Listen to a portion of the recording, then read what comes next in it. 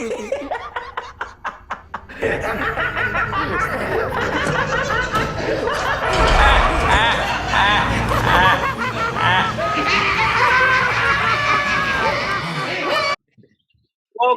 everybody, to a special episode of GVN Talk. But this one will be us reviewing our top 7 live-action Joker interpretations. This is going to be a lot of fun. Shout out to Blake. This was Blake's creation to do this pod. So shout out to Blake. Always got to give credit where credit's due, man. You know that. That's right. I take things for myself. So starting with Blake, I want to introduce Blake and welcome him in. Welcome, Blake. Thank you. It's fun to be here. Absolutely. This is your first podcast with us, right? Yeah, it is. Yep. This will be one of many. That's right. But also Blake's first official video for GVN, technically that we recorded, is for the movie X that just came out alongside Jayla and Tristian. So that'll be out sometime this week for you guys to check out in case this one comes before. Just in case. Continuity. If that came out like after, ignore it. But anyway, welcoming up next from the Geek Set podcast, who literally just had an interview with Forbes. They were in Forbes. Shout out to you guys. I'm gonna keep saying that, man. That's my. I appreciate it. It still hasn't really sunk in, to be honest. So it's good to hear. Yeah, look. Thank you for having me. Absolutely, Didge. I tell people all the time, I know people that are in Forbes, that are on Forbes list, and they're like, "You know someone on Forbes list?" Yeah, technically. Like he's in Forbes. He's in Forbes. I think it still holds. So no, but I'm very proud of you guys, man. That's monumental. We'll talk a little bit about your documentary at the end. Make sure we plug that also. So I got you, Didge. Also welcoming in Tristian. What's going on, Tristian? Nothing much. Just happy to be here. Absolutely. Glad to have you. Also welcoming in someone that blows me out of the water when it comes to the love for Batman. I thought that did not exist.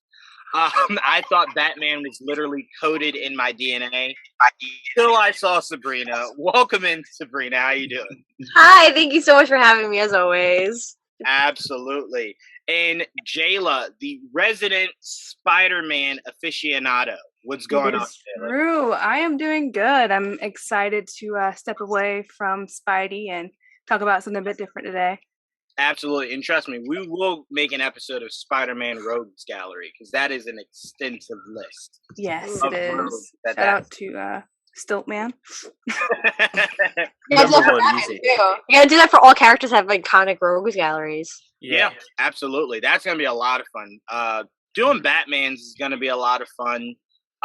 Because I'll be very upset if you guys don't let me put Condiment King. If you do, are you kidding me? I'd be hurt if you didn't even mention him in Kite Man. Are you kidding? Condiment King has to be in there. He just has to. Listen, I think we should give Rob what he wants and make Condiment King the next villain.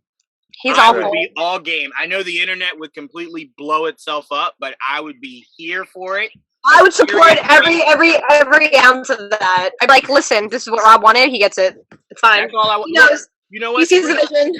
I would even be okay if the next movie just starts with him fighting Condiment King, just so we can see him squirt ketchup and mustard in his face.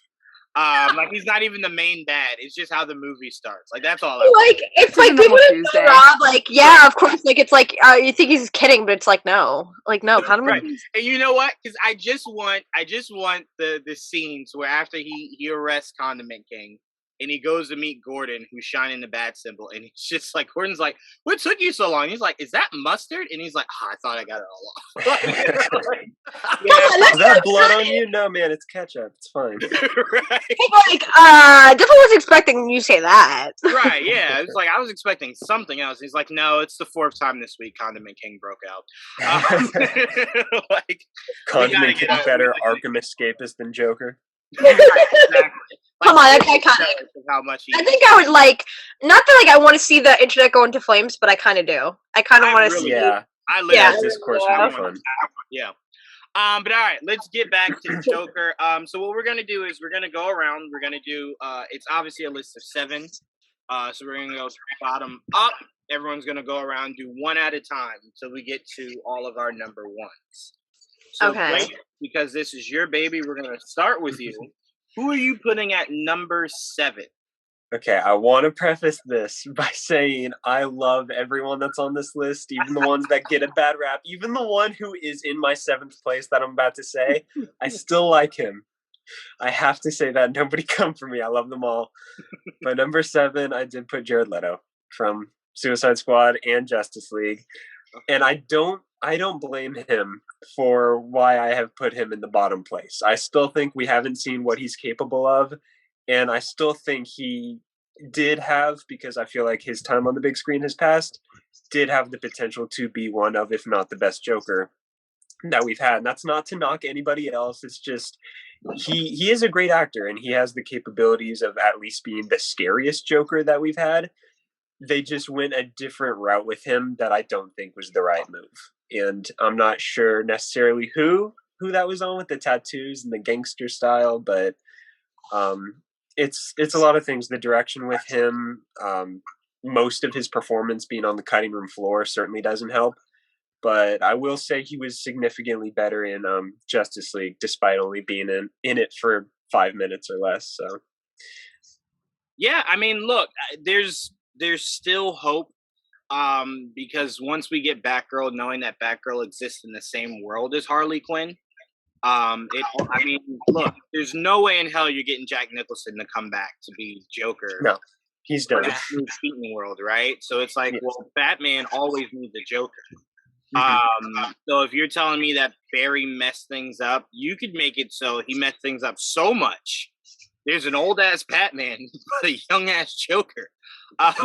You know. So to me, I don't think, especially with you doing Batgirl and then us assuming Nightwing is coming at some point, a Bat family with no Joker anywhere. And you made Harley Quinn a hero. So I'm like, you can't even go the route of Harley being their Joker. So they got to do it at some point with some kind of Joker. So look, it could be his. We don't know. I definitely have thoughts, but since Leto is extremely higher on my list, I'll just respond with it when I go. I respect that, though. I'm excited to see where he is. Yeah. Okay. All right. So I don't think anyone has any pushback for that. Do you guys? Anyone? Anybody offended by that placing? No. I'll jump. I had him at 7 as well. So no. Oh, okay. All right. So go into it, Didge. Go into it. Why do you got him at 7? I think a lot of the same reasons that Blake said. It left a lot to be desired. I wasn't a huge fan of the route that they took with the gangster route. That just didn't scream Joker to me. I think it's nothing against Leto's performance, because I think he acted the way that he could. And I think he actually, if we're just going in terms of how he acted what he was written, he did very well with it. I just think the direction was wrong. Okay. All right. I do want to chime in though too, and kind of say I have the same, he's on my 7 too, and I want to put him higher, and I think so. I kind of was. I liked some scenes that he was in Suicide Squad, but not everything. I definitely liked him more in Zack Snyder's Justice League, because he got more of a, I don't want to say redemption arc, because I don't think he was bad, but for public, general audiences, I think he got another a fair share, because he I know the whole debate that even in the Ayer cut, he had more, it was always a debate that he had more scenes that just didn't make the movie. And I don't know, I think he I don't think, even if they when they went to gangster Joker for this universe, it definitely fit for the DCEU, even though it's not what we're accustomed to with the other ones we've had before. But I don't know, I think we definitely haven't had a bad Joker. I love his and Batfleck's final, actually getting an interaction in Zack Snyder's Justice League, especially in Nightmare, in the Nightmare timeline. And I love their interaction. I think it's one of my favorite Batman Joker interactions. But I don't think he's not my favorite Joker, but their interaction's one of my favorites. You know what I mean? Yeah. That's fair. I can definitely feel you on that. Like I said, I Yeah, want he had that potential, but it's just he never got it. So it's like I feel bad. You know, like he definitely deserved more, but like it's hard to judge when we've only seen like not as much as it for him. All right. Yeah. No, I'm definitely gonna dive into this when I show you guys where he's at on my list. I'm gonna dive Okay. full head first into Jared Leto. But so wait. All right. So just so I'm clear, so Didge, he's your 7. Yep. Blake, he's your 7. Sabrina, he's your 7. Yes. Okay. Tristian and Jayla, he's not your 7. He's my 7th. Oh, he is your 7. Okay, so did you want to go into why he's your 7th, or you kind of agree with everyone else? Jayla. Oh, me. Oh, I thought I'm so sorry. I'm so sorry. you're fine. Look, I'm sorry. There's something about, at least in what we saw of him in Suicide Squad, I just didn't really stick with me. You know, it's not really his fault. I personally wasn't I know for the time frame why they chose that character design. I couldn't go with it. As far as, you know, what I think about when I think of the Joker and who he is and my favorite iterations of him, it just didn't land for me personally. Fair enough. All right, Tristian, what's your 7? Because it's clearly not Jared Leto. It's not. What's your 7? I put Cesar Romero there, just because I mean, my big thing with the Joker is I want to be afraid of the Joker. In like the '60s Batman, like he worked for that show, being campy and over the top, but I wasn't afraid of him. So that's why I put Cesar Romero as my 7th. You know what, Tristian? I love the term brothers in arms because it means something to me. I'm with you. Cesar Romero is my number 7. It's easily the only thing Batman I never have any interest in going back to, like ever in any form ever. I think the most I've ever seen of that is on Twitter when they always post that one of like his Joker going, "Yeah, if you were here right now," and The like, one that Sabrina just posted? Yeah, and it blew up. Right. So I think like that's probably my most enjoyable memories really of that. But Cesar Romero, again, I don't think he's a bad Joker. It's just that was the more comical aspect of it. You know, that was like when he did that, it let me know I never need to see that again. You know what I'm saying? Like I don't ever want to see anything like that. When Heath did his, I don't ever want to see something that grounded and serious. Once you do it, that's it for me. You know what I'm saying? It's why I said after Willem Dafoe did Green Goblin, I want the ultimate version of Goblin. Like I don't want to see the guy on the hoverboard anymore. I've seen it so many times in live action. I want to go different. I want to go the actual Goblin monster. You know what I'm saying? So again, it's not an indictment on what any of these Jokers have done. It's just I've seen your version. Wasn't really for me. So I don't need to see more people do the same thing. I want to see you go different, go bigger. And that's where something like a Barry comes in for me, something like Jared comes in for me, because it's just so larger than life and bigger and drastically different. Not slightly different, it's drastically different. And that's always what I need with my Joker. You want to go different? Cool. That's it. One time. You only get that one shot with me. That's it. All right. So I'll go to you, Didge, to start. What is your number 6? My 6 actually was Cesar Romero. It wasn't. I think Jared Leto's was a worst performance, and I hate to use the term worst. That obviously is equated with bad. I don't think there's necessarily in bad performances, but I think for a lot of the reasons, like you guys said, that it wasn't a scary aspect. It was very campy. And it was, I just think that was still a better performance though than Leto's. But it wasn't anything necessarily to write home about, but I also could be because it was the 60s and I was nowhere near born that time. I think we all could safely say that we were nowhere near that. Right. For 6 for me, I'm going Jack Nicholson. Oh. Jack Nicholson was a take on it was like, what if we did Cesar Romero, but slightly more serious, right? Like slightly more serious, a little bit more ambitious. And then that's what Jax was. Again, that's the OG. I know a lot of people when they hear me say it, they're like, "What? You have him at 6? That's the." I get it. Again, I had no issues with his performance necessarily. It's just his Joker didn't move me. Like it didn't like after watching because I watched it religiously as a kid on VHS. But it was always just like, of course I love it to death. It's all I have. I'm not gonna keep watching Cesar Romero's. So it's like it's all I have. But we're speaking today. Today, now that I've had this large plate of different Jokers, it's like, well, now I can kind of go, well, I've seen different aspects of Joker, and this one is one of the ones that I deem as being great, but just not something that I ever like truly really loved. So Nicholson is my 6. I wanted to get that out early so no one feels like, oh, what I'm about to say is crazy. I already said the completely thing probably on this panel for this episode, so clears the way for you guys. Tristian, what's your number 6? Same as Jack Nicholson. I felt like he wasn't that.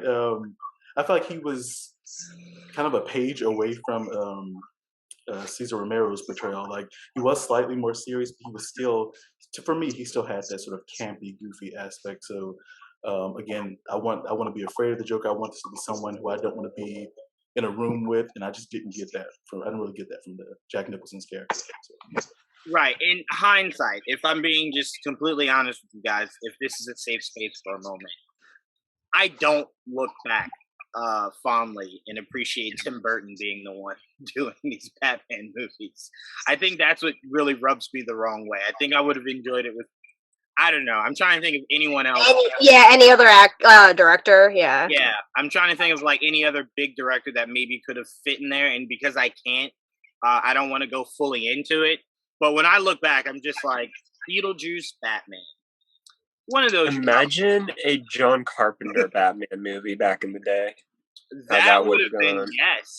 You know what? You know why I would have preferred that kind of Batman? Because what you could have done is, at that time, maybe not at that time, but looking back would have been probably the most defining thing of using Batman, is making Batman seem like this boogeyman, right? Mm-hmm. Like this thing that comes around, and he just scares the bejesus out of everyone. Old ladies, kids, like police, anyone. And you have that theme that just hits heavy every time he shows up. So I'm like, you could have done it in more of like a creepy horror way. But going from Cesar Romero and Adam West, that was super comical.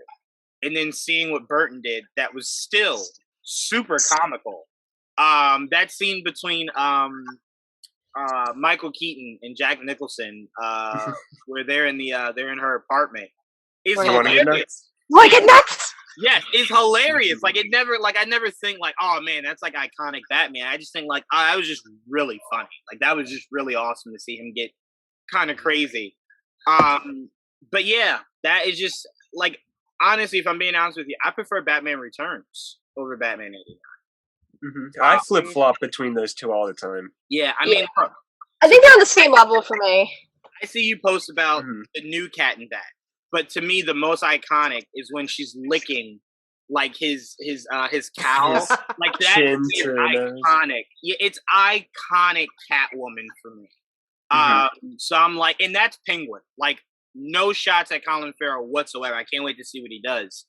But that Danny DeVito Penguin. That Penguin was amazing. That so Gotham, awesome. Yes. He was my favorite until Colin Farrell. He was a monster. That's fair. I think when I see Colin Farrell more so comic accurate, like obviously this was like the origin, so like I don't hold that against him. Yeah, I still feel like based off like Earth 1, like Penguin, but like yeah, that too. So the more we see of his Penguin, I think undoubtedly he'll rise to be my all-time favorite. Yeah. I would say Robin Lord Taylor too. I feel like nobody talks about him. Robin Lord Taylor didn't. He's one of the best. Him and Danny DeVito are my favorites. Robin didn't stick out to me until the final season where we actually really. Oh my god! Oh man, that hurts me. Yeah, he's. I love since the first episode.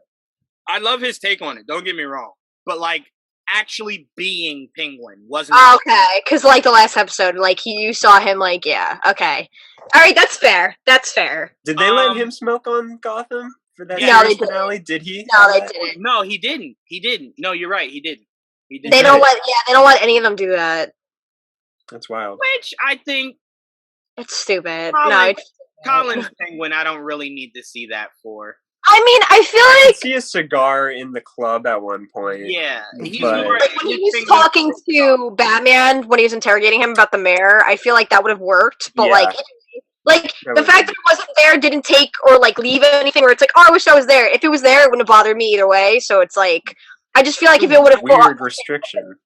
yeah, it's very weird. They literally say "fuck" in the movie, like, and they didn't even let him do a Yeah, cigar. that too. Yeah. Stupid. But remember, Netflix had that thing with not letting Stranger Things smoke on there anymore.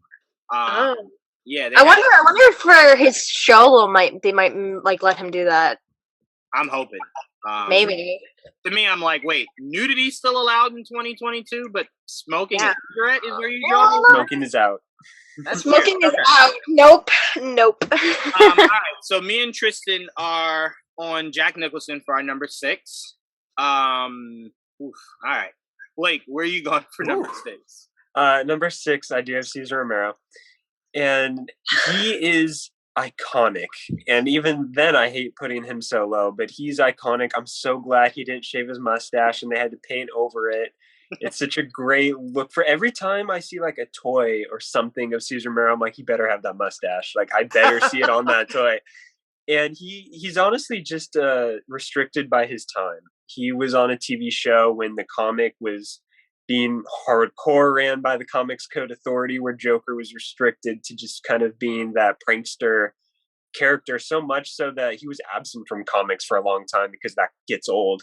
And even like what you guys said about having him in your last place, that's all he was just like, here's the trick of the week Batman. He wasn't really scary, didn't really have too many heinous criminal activities that he was up to. So he's a fun Joker, and I love seeing him on screen, but we can do better. I will never disagree with that. Sabrina, where are you going for number 6? I feel like mine's gonna get like people offended. Uh-oh. Ooh. Really, I don't. Yeah, I think people are not gonna be happy. Let's see it.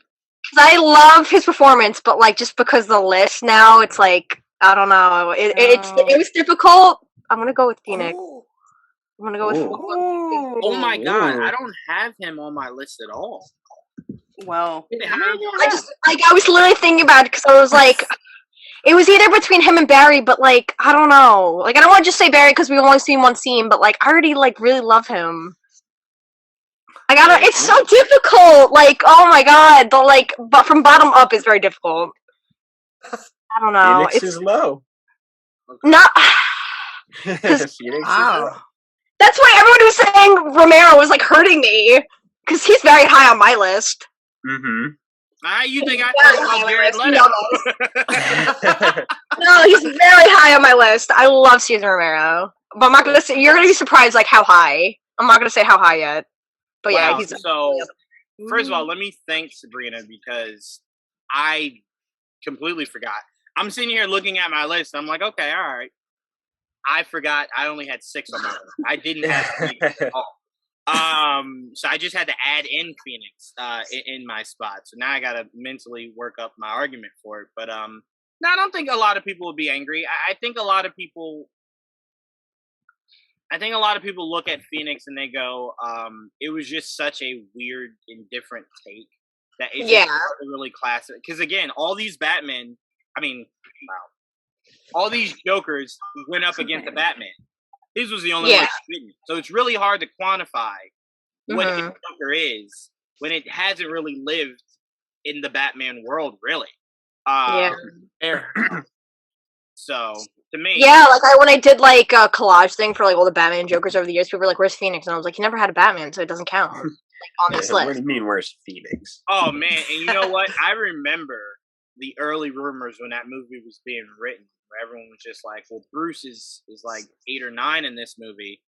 I'm glad they like. I remember when there was like the rumor about them being siblings. I was like, "Oh no!" I remember that. and I was like, "Shit." I knew they were going that route before it even happened. I was like, I know they're gonna do this, and then like the fake out, I was like, okay, because I was like, oh no, I was like, nah. See, But I love the movie. I actually do love Joker, and I love Joaquin Phoenix's performance. Like, I was literally like, I think one of the biggest people was like when he got nominated for like the best performance. I was like, he better win. Like, that's how much I loved his performance. But just like now that we keep getting all these Jokers, it's like so hard to rank them. I mean, I wish I could put him up higher, like with like 2 at 4 or something like that. Because like if we're doing like the full list like this, I would put him up higher. But like I don't know. There's just other ones that like. To me, he can only be but so high. It is a knock, not on him. And I know we're just going Joker performances, but what makes the Joker is Batman. So if there's no Batman, your Joker could only be but so good. Now, if we're just talking performance-wise, sure. But that's never an argument for me acting-wise, because again, I don't think anyone's ever acted poorly. Yeah, no, but you made a good point though. Is like I think he would probably. It's hard to just base him off of like not having a Batman because it's just like Joker himself. But like obviously, I feel like he might be. I don't know. I feel like he would be higher for me if he had a Batman. Yeah, because you can almost judge Jared Leto entirely by not having a Batman because for years we went without him ever interacting with Batman. Like he became higher on my list. He became higher on my list because of him and Batfleck finally got an interaction. That's why I said it's one of my favorite interactions because like he's not my favorite Joker, but their interaction is because it's like that was like perfect. I at least could award Jared Leto 2 things. A, he worked within a Gotham that I recognized, right? Yeah. He had Harley Quinn. He was the king of the underworld. Like he was already established. Like Clown Prince of Crime. Right. And yes, albeit did he like actually have like a fight with Batman? No. But he did have a very small, teeny interaction. I know. It technically doesn't count. I know we talked about it. It doesn't They never count. looked at each other. They never looked at each other, but I'll give him more credence than I will literally having Bruce Wayne be 10 years old. Yeah, oh yeah. You know what I'm saying? So it's like, well, Batman on top of a Joker car or no Batman whatsoever because Bruce is 10. I'll take Batman on top of Joker's car any day of the week. So okay. So you got Phoenix at your number 6. Sorry, no one come for me. I'm sorry.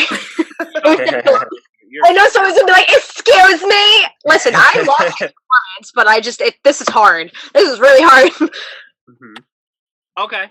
And Didge, what was your 6 again? Cesar Romero. Cesar Romero. Okay. So Jayla, it's on you. What's your number 6? Sabrina, I knew it'd be besties. My number 6 is also Phoenix.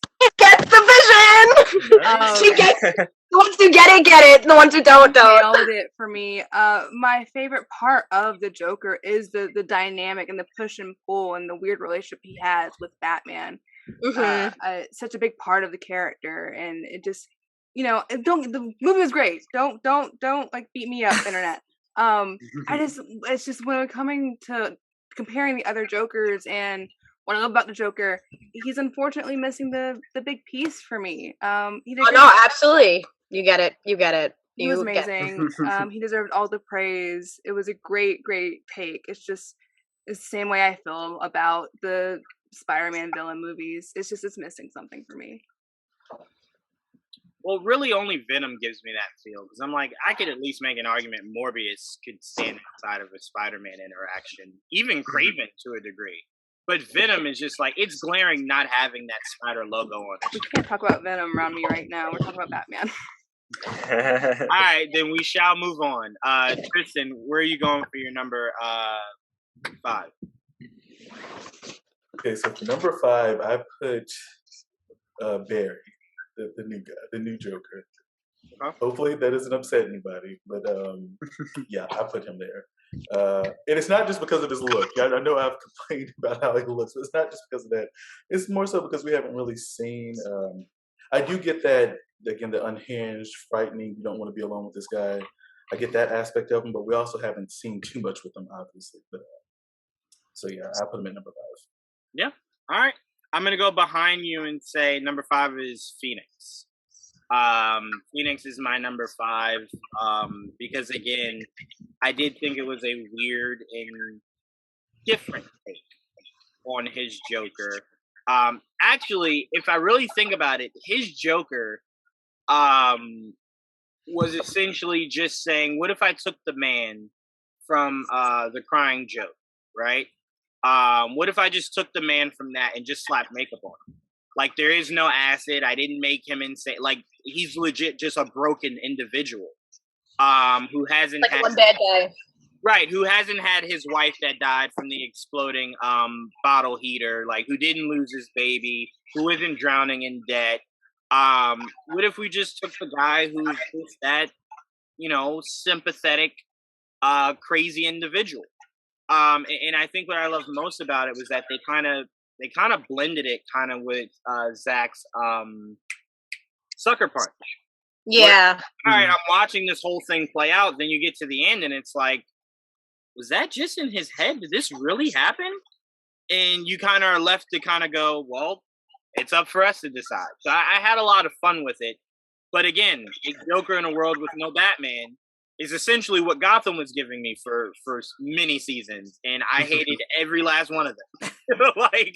like these Batman villains are like middle-aged. And by the time he's old enough to fight them, they'll be old. They'll be very old. Yeah, well, I would say like with Joker, like in Gotham, like he was a little bit closer in age with Bruce in Gotham than he is with was in Joker. My issue with that was there was never an official time jump.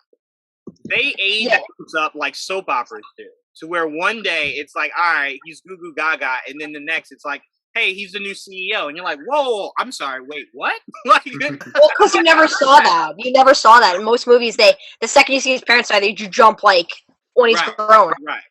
So, like that's what. Yeah. Yeah. So I thought that was very off-putting that they did that jump, but yeah. So Phoenix is my number 5. It just never really screamed Joker necessarily, but I did like how drastically different their interpretation of Joker was than really anything else before. Blake, what is your number 5?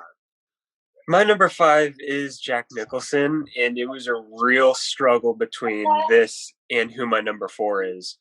But I like how you put it, that Jack Nicholson is like Cesar Romero, but a lot darker. I feel like he's a dark campy, and even with how he's defeated at the end kind of brings it down, because as Jayla said, and you said, having a Batman is a really integral part of who the Joker is.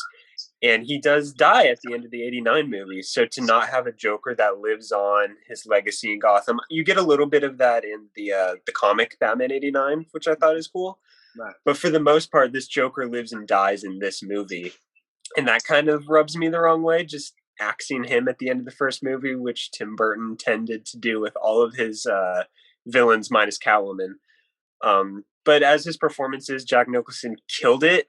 I kind of agree with the statement that he played the Joker a tad too late. Like some people said, Jack Nicholson a few years earlier, perfect, but maybe he just missed that mark. It doesn't really detract from his performance, but I do agree with that to an extent. His when it comes to his look, he might have the best Joker wardrobe when it comes to the on-screen Jokers that we've seen. He has the hat.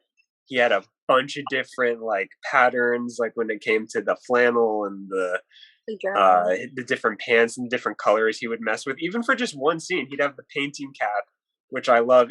He really felt like a comic accurate Joker. And he's aged pretty well every time I watch it, with that permanent smile. And he's got those goofy jokes like wanting his face on the $1 bill. Yeah. A big detractor, though, is that he really doesn't have a huge drive. At one point, he wants Vicky Vale. At one point, he's messing with the beauty products. At one point, he wants to get rich. He's just kind of all over the place. But I feel like he's earned that number 5 spot, but I still love him. But see, what you just said is part of the reason why I love his Joker to a degree. Is Joker usually is the kind of mindset that never really knows what he wants. There is not one thing he wants, which took me out of Heath Ledger a lot, because he just wanted anarchy. And I'm like, but there's a character named Anarchy.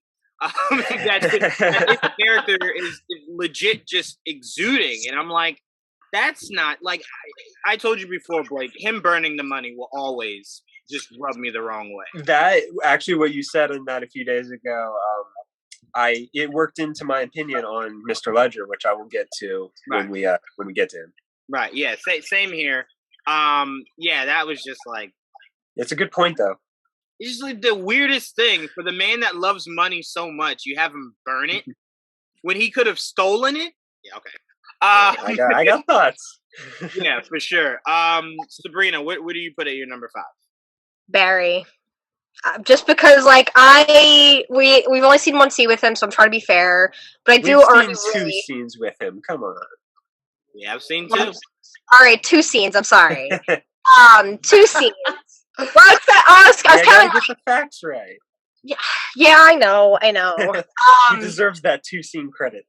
That's true. I already like love his design and like his. I'm trying to think of like how to say it. Like his like dynamic with this Batman, and I'm very very excited for like the future of his Joker. But I don't know. There's like I said, there's not like much to really go on except for those 2 scenes. So like I'm trying to like be fair, but I do already love him, and like he already kind of like ranked like really high, and like I feel like it's bad because it's like we just saw him a couple days ago, like in that one like a full like I know we saw him at the end of the Batman, but like this is where we really saw him, that scene. So like he definitely like climbed up on my list, but I was like I don't know if he could be that high, like top 4 yet or top 3, just because we haven't full on seen him in like a full movie yet. You know what I mean? But it's not really. I'm very very excited for him, and I think he fits Rob's Batman perfectly.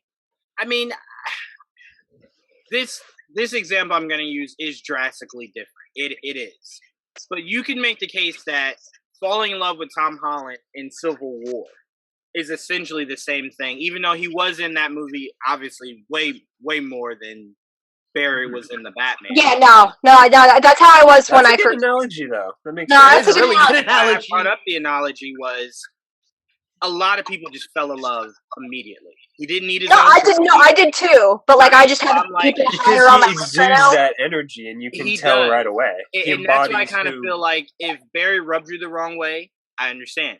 I'm just saying. No, hold on. I'm saying if Barry rubbed you the wrong way, no problem. I'm just saying be open enough to not hate it. So like when you get more of him, you're just kind of open to it. Oh yeah. No, he like I said, like he's already like if I could do 2 at like top 4, he would be like top 4. But like yeah, I mean, it was just a feel. And again, like I said, I think a lot of it is just the interaction with Batman, and that will always mean so much for me. Yeah, that's why he's already like, even though we've just seen him, like that's why he's a little bit higher on my list, because it's like he had that Batman dynamic that like Phoenix lacked, you know?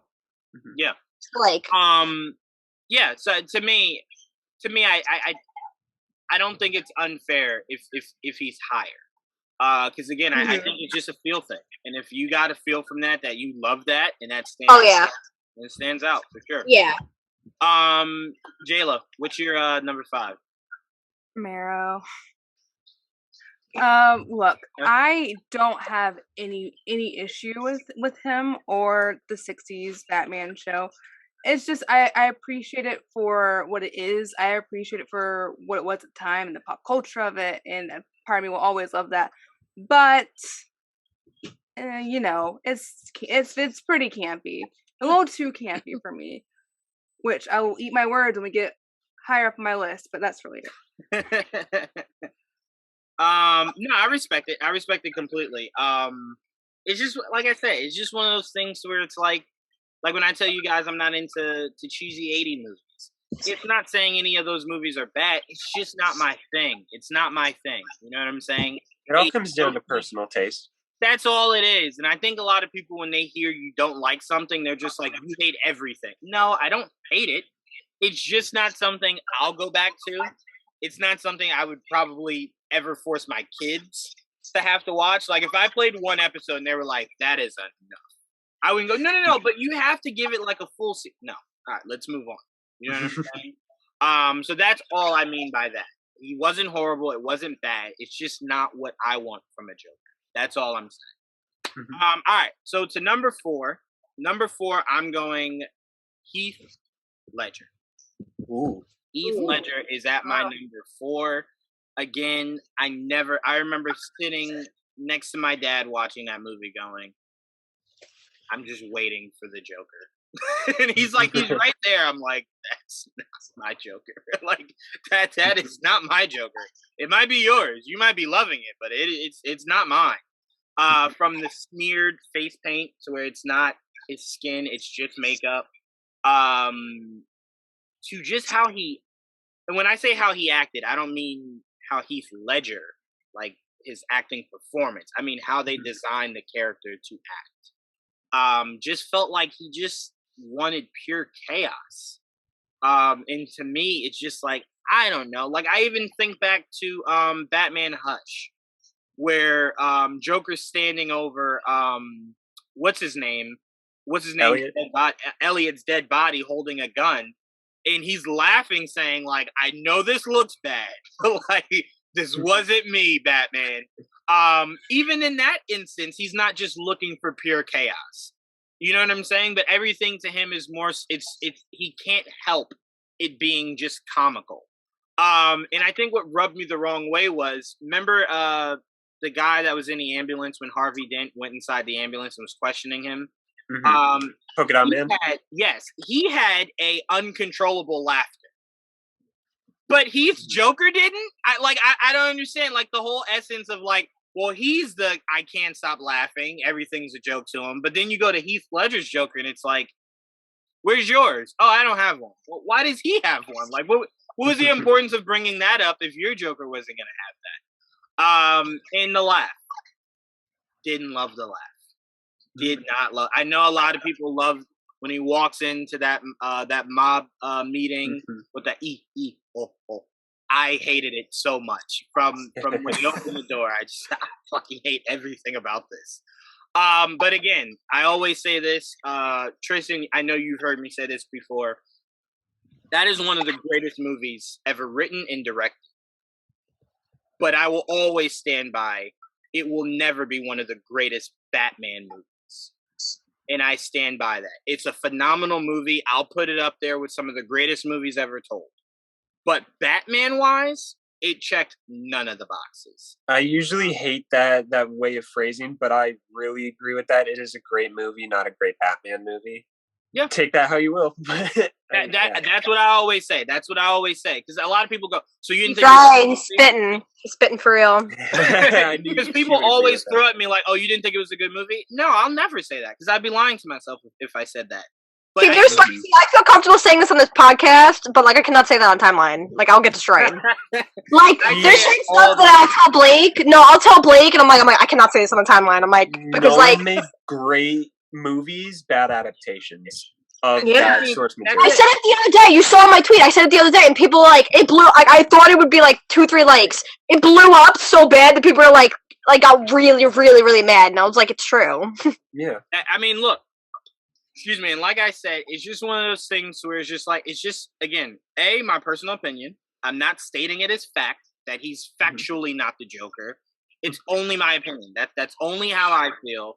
But to me, my biggest issue with people ranking The Dark Knight so high and like their all-time Batman movies is there's not one person that when you go, yo, what did you think of The Dark Knight? That they ever start with, bro, Batman? It's always the same thing, bro. Joker? It's Joker's movie. So, right. So yeah, it's crazy that it's more a Joker movie than like a Batman movie when it's literally about. Never leave.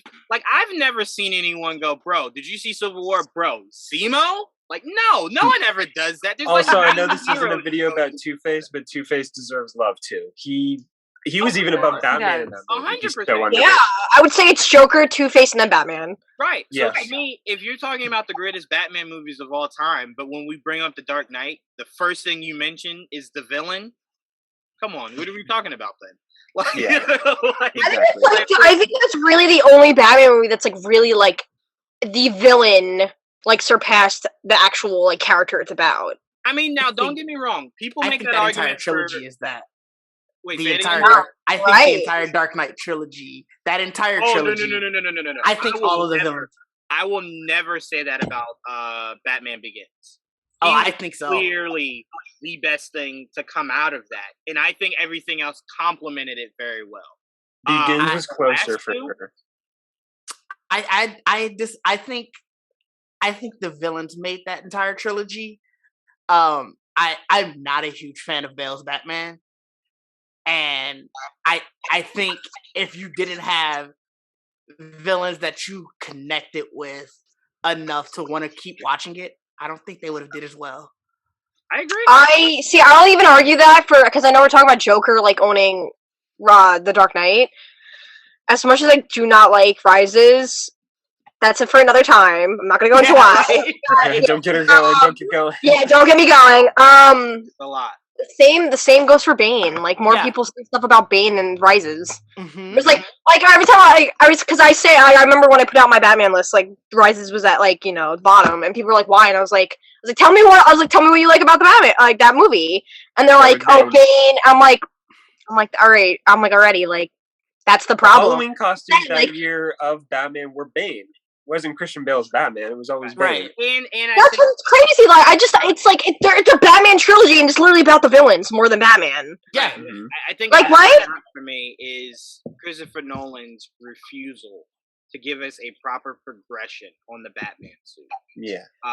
Like I swear to God, it looked like the same suit for 3 movies, and it's just like. And how long? Okay, was no. the jump between Begins to the Dark Knight?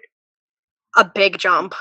No, I don't think it was that. Begins to the Dark Knight. No, that was like that movie is a year not, at most. Yeah, tops. Because remember, a year or 2, I think. Remember, the biggest time jump is between the Dark Knight and the Dark Knight Rises. That's right, because you go a year from Begins to the Dark Knight, and then he calls it quits for 8 years. Yeah, that's what I meant. Yeah, for like 2 days, and then he's done forever. Yeah. That Batman has like a total of a year and a half of time in Gotham. Listen, I really don't like Bale's suit that much, but I think between Begins and The Dark Knight, the suit definitely progressed a little bit. Oh, it did. His suit is very bulky in the first movie, and then it slimmed to his body for the second movie. But the design. I used to like this. That's the Begin suit more, and I'm like, now I think about it, I'm like, no, I'm like, I don't. I'm like, it's definitely the other way around. I'm like, I don't know why I thought that. Yeah. I don't know why I thought that. But anyway, that's for another That's not for another video. I don't want anyone to get offended. We'll do a Batman ranking at some point for sure. I know somebody. That one's gonna be brutal. Sorry. I don't know about it. We're gonna have fun with that one. Oh no, I'm scared to be part of that. Who was I just on? Was I on you, Didge? No, that was Sabrina. That was Sabrina. And Sabrina, you said who was your number 4? Barry. She said Barry. Oh, 4? Wait, hold on. I think we're getting 4. I don't know if I said 4 yet. Did everybody go for 5? I went for 5. Yeah. I thought so. I know. I said. Oh Nicholson wait, no, I'm was sorry. great. We started this because my number 4 was Heath Ledger. Oh, Okay. Yeah. Yeah, my number 4 was Heath Ledger. Okay, all right, sorry. Oh yeah, I didn't say my 4 yet. Okay. Okay, that makes sense. Batman fans get real passionate. I did like think about it. I was like, we're on 4. I was like, I don't think I said mine yet. Yeah, no, definitely not. That's why I was like, wait, hold on. I was like, I gotta go through the list Yeah, again. okay. My apologies. So Blake, I'll go to you. What's your number 4? My 4 is Joaquin Phoenix. He's the one that I debated, like Nicholson or Phoenix. I gave Phoenix an edge just because he did bring something new to the role of the Joker. He was one of the few times that we got to see the man before the clown. And of course it was inspired by a bunch of other movies that did it better. The whole loner kind of becoming a revolution. But for them doing this for arguably my favorite fictional character of all time, I was engaged the whole time. I don't think it set out to really say or do anything more than surface level mentally unstable loner becomes the hierarchy of super criminal that we all know. And I do associate him with possibly my favorite movie moment of all time, with the blood that he turns into the smile. I wish I had my reaction to that in the movie theater. I was very happy to hear that the original idea was that Joker grabs a shard of glass from one of the cars outside and cuts a smile into his face. I thought that would have been ridiculous if he went that far. But this Joker was very, I don't want to say realistic, but he was unique and he was different from all of the other exaggerated Jokers that we have seen come before. And basing him on his movie, I love that it makes you question if everything you saw up to the end was real or not, or if it was in his head. That felt very Joker to me. And of course, he gets knocked down a few points from not having a Batman, but I knew this movie was never going to have Batman. So I feel like that was never a problem for me. I went into it not expecting a Batman and judging a Joker based on like, this is a one-time thing. This is the man, how he grew to become the Joker, and that's where his story ends. Possibly. I know they want to continue this. No, not they want to. It's already been greenlit, man. Yeah, they're going to film next year for Joker. Oh, I did not see that news. Yeah, maybe the end of this year. So okay, so yeah. I'm with you. I'm with you on the sense of we always knew there wasn't going to be a Batman, right? Yeah.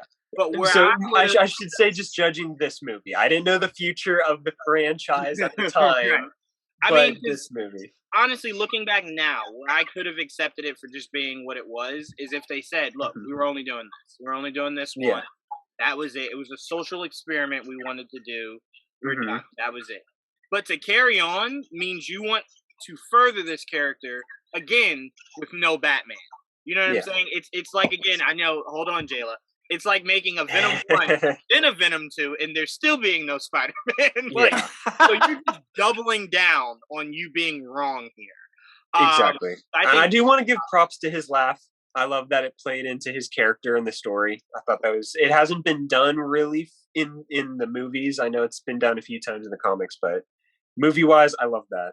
That small little detail made me like his Joker a lot more.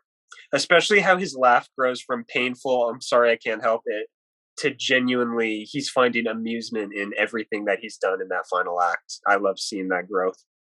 Yeah, and for me, like I said, that's what bothered me with not having Heath Ledger's Joker do that, because it's like that's what the Joker's supposed to do. Because again, we've seen Batman beat Joker almost to death, and he's just laughing the whole time, not because he thinks it's funny, because he can't help it.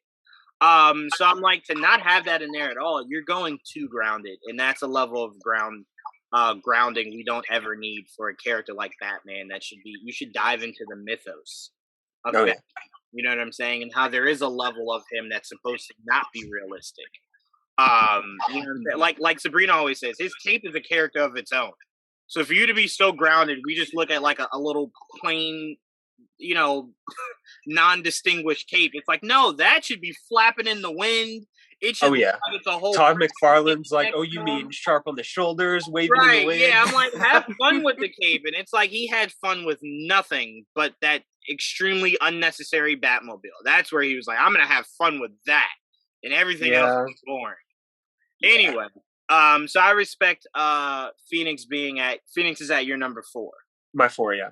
At your number 4. Tristian, what's your number 4? Okay, so speaking of unique and different takes on the Joker, I put Jared at number 4. I like I called him punk rocker Joker. Like I enjoyed that, like punk rocker gangster take on the Joker. Like had they put a scene in the movie where he was like robbing a bank and beating people up and then jumping on stage and performing, I would have been like, yes, let's go with that. I believe that. I'm completely okay with that. So I put him at number 4. I enjoyed his take. I wish we got more of him. I will forever love you for putting him in your top 5, Tristian. You guys will be very shocked where you see where Leto is on my my top 3 apparently. Didge, where are you putting? I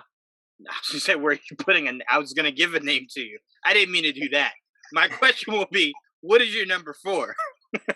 My number 4 is Barry, the newest one, just because I wasn't a huge fan of the design from what we've seen so far, and we just haven't gotten enough of it. Like, there's 2 scenes.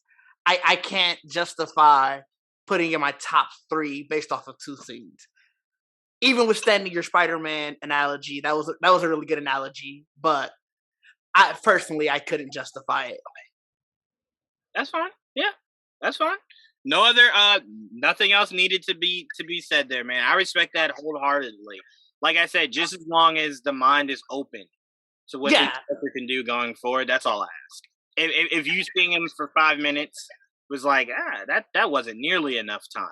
No problem. No arguments here. It was only 5 minutes, and it was deleted scene. Right. So technically, you only got like 60 seconds of him in the actual movie. So I'll never argue that at all. But to me, like I said, it's a feeling thing for me. Fair. And that was probably the most Batman interaction with a villain. That interaction was amazing. Like, you can already tell how fed up Batman was just dealing with him. Like, you could see it in Pattinson's face. Like, he just looked, knowing that he had to go talk to him again, he's just like, why am I They're here? so connected after only almost a year, too. Right. Yeah. I think that's What I love about what you said, Didge, is if he's tired of him in only a year, right, or almost a year, picture where we get 5 years in, and it's just Right. like, Joker, listen, give me an answer, Like, I'm gone. Like, I'm not even playing these games. Did you see the picture where they zoomed in on Pattinson's face as it had to be in the middle while Joker's talking? He's just Yeah, he 100. like, I picture the next time he visits him, like, he has a full cigarette, just like, I'm not even, I don't even have time for this, Joker. Like, what do you want? You know what I'm saying? So, like, I can't wait to see how annoyed he gets going further. But Batman interacting with his rogues gallery in prison will always be a highlight for me, because that shit we get very often. All right, so Sabrina, who's your number 4? Trying to think. It's definitely. I'm gonna say Jack Nicholson. Okay. Yeah. All right. I was wondering where you were gonna put Jack on your list. I was like, She's got her list on the fly. She thought that one up. She did. Yeah. Yeah, I would say. Well, I was like thinking, because I was still debating with 2 of them, but I was like, I was like, it's okay. I was like, I'm gonna go with him. Yeah, he would be my 4. All right. All right. So we're moving on to number 3. Number 3, I am going Barry. Jayla didn't give her 4. Oh shoot, Jayla, didn't I tell you this happens all the time? Didn't I tell you I do this all the time? All right, Jayla needs a little buzzer. Like, what is your number? Come on. Well, I'm the odd woman out here today, folks. Monaghan. Is that how you pronounce his last name? Monahan. I think it's Monahan. Monahan. Okay. Monahan. I'm so sorry. I'm awful at names. I'm sorry. Cameron watching this getting offended right now. He's great. Excuse me. I'm so sorry, Sabrina. I love the take. Don't get me wrong. I just, No, it's your opinion. No, it's your opinion. Yeah, this is a safe space.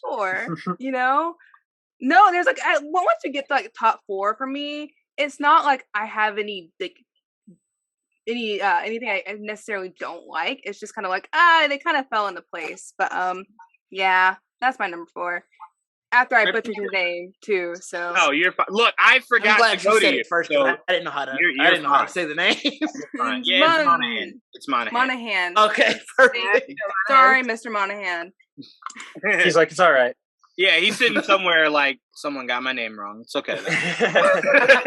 Like, somewhere he's just drinking tea. Like, yep, nope. Again, it happened again. All right, so I'm sorry. As I jumped the gun for my number 3 will be Barry. Okay. It's just, again, I want to see more. Mainly because I want to see what they do with his face. I want to see him actually be called the Joker. I want to see how he dresses. I want to see if they have this Joker be more just like Heath Ledger was just purely mental, right? Just really mental. That was it. But I do like the Joker that likes to kind of get in there a little bit with Batman. You know, I'm not saying I want them to go hand to hand. But I want to see him get in there a little bit. You know, get your guns, your knives. Don't just sick dogs on them. You get in there. Get your hands dirty a little bit. So I want to see what the bigger picture is for Barry. And then I could easily rank him higher. Because, I mean, his laugh was creepy. It was very creepy. Like, ugh. Like, it seemed like a laugh that, like, he did halfway through and was like, I don't even know if this will work, but I scared myself.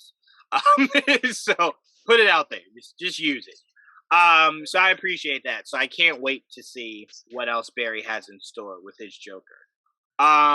Blake, what is your number 3? My 3 is also Barry. It is a very strong feeling, and even then, I wanted Barry higher, but I was like, I can't jump the gun with him. I'm going to leave him at 3, but it is a very strong feeling, like I had with Tom. I really love that example you gave, and it's really what I want to see with his future. One of my friends even said, costume wise, it'd be cool if for a while we got to see him break out of Arkham, and that was his costume. The red stripes, broken chains around his neck and his wrist would be really cool. I don't know if that concept art we saw a few days ago was specifically for Barry, but I also like that look, kind of the jeans and the jacket that you see from behind. Seeing that with splattered with paint or blood would be a really cool look for him. Yeah. I don't mind the disfigurement at all. We've seen that in Joker before, and this one's different. He was born with it. And I love that it's just kind of a little smirk because he works with it. It's as if it's on one side, but because of that and because of his outlook on life, he's just constantly getting a kick out of everything. And I spent all day that deleted scene came out just analyzing every little bit about how he just knows everything about Batman, and it creeps Batman out to the point where he's just like, dude, like, what are you? I'm trying to level with you right now, and you know things that I barely know about myself, right. Which I don't know. We'll see Leto's future, but I think that's why Barry could be the scariest Joker, is because he knows things that Batman is scared to admit about himself. Like, you're afraid they deserved it, which he's called out on in the movie by Gordon. Like, you make it sound like he deserved it. Selina's like, what's wrong with you? Like, oh, you're criminals, your mom is a criminal, shit like that. Things that he's out of line for, that it's kind of his striking a nerve. And Joker knows that it would strike a nerve in him. So I think he has the potential to be the most unsettling Joker. And just the laugh, based on what we got, he was perfect already. But I got to keep him down a little bit. Yeah, no, I'm completely with you. And again, him stealing that paperclip. It's why he's gonna break out. He has that paperclip. Yeah. I hope he's part of that Arkham series, and we could see a little bit more fleshed out with that. At the very least, just like going from cell to cell, like, how are you out? He's like, I have a paperclip. I'm gonna go back to my cell. Don't worry. But I can leave. I'm not breaking out. I just wanted to show you guys I could if I ever wanted to. But exactly, whenever I want. Right. I'll go back though. I mean, that was one of the things I loved about the Long Halloween animated movie. Where Batman's checking each person's cell, and he looks at Joker's, and he's like, something feels wrong. And it's just like rotting food with Harvey's newspaper clipping as like his face laying on the bed, and it's just like, God damn it, Joker! Like, he did it again. Like, how do you do this? But part of me does think Batman gets like really excited when Alfred's just like, "Hey, Master Bruce, Joker broke out," and he's like, "Yeah, all right, like, I'm gonna go suit up and go beat him up." That's another thing. He feels very inspired by New 52 Joker, that very horror centric Joker, and I feel like they already Endgame Joker, yeah, Snyder Endgame Joker. They already have that quote unquote friendship kind of relationship they have going on, which I can't wait to see explored more. I mean, even the death of the family. When that Scott Snyder did. That's what I was really hoping he was, where it was just like, it was stapled on. It was very Arkham Asylum Joker, too. I was really comic Arkham Asylum. That his skin was stapled on. Like, it wasn't really... I will never get that. I'll just have to drop that. He's a monster that lives with every bruise and cut that he's received over the years. People are like, why does he look so fucked up? And I'm like, because he's been through hell. And it's going to show. Look, Batman put him there. So clearly that was a lot of the hell he went through. Batman beat and you know we're going to see that one day. I can't wait to see. All right, so me and Blake went Barry. Tristian, did you go? No. What's your number 3? So Cameron is my number 3. So I haven't watched Gotham. So because we talked about this on Friday, I think, on GVN Talk. So I went and watched a bunch of clips of him portraying Joker. So like I should say, like, I'm mostly familiar with his work on Shameless, and he can do dramatic over there. So seeing him as Joker for me was just like the range. I'm like, wow, the range. I didn't know he could do that. So that's why I put him at number 3. I was just really. That might be mostly why I put him at number 3, because I'm just surprised how different he is from his character on Shameless, and I didn't know he could go that dark. But it was a pleasant surprise. So yeah, he's at number 3. Yeah, that boy's got range. That's one thing that's undeniable. That boy can do anything. He is phenomenal. Right. To think like he went from being the Joker to the very next thing was being a Jedi is just like, how? How do you? What blew my mind is that I first saw him in Click as the little kid next door that pissed Adam Sandler off, and I was like, no way, that's him. That kid grew up to be the Joker. I knew there was something about that kid. Mm-hmm. Didge, what are you putting at number 3? Joaquin Phoenix. I thought that performance was amazing. I went in I didn't want to see the Joker movie. I for everything that you guys said, wasn't gonna have a Batman. I was like, do I really care about a Joker movie that's so disconnected really from Gotham? And I went in and watched it. Obviously, I loved it, and I thought it was just such an amazing performance.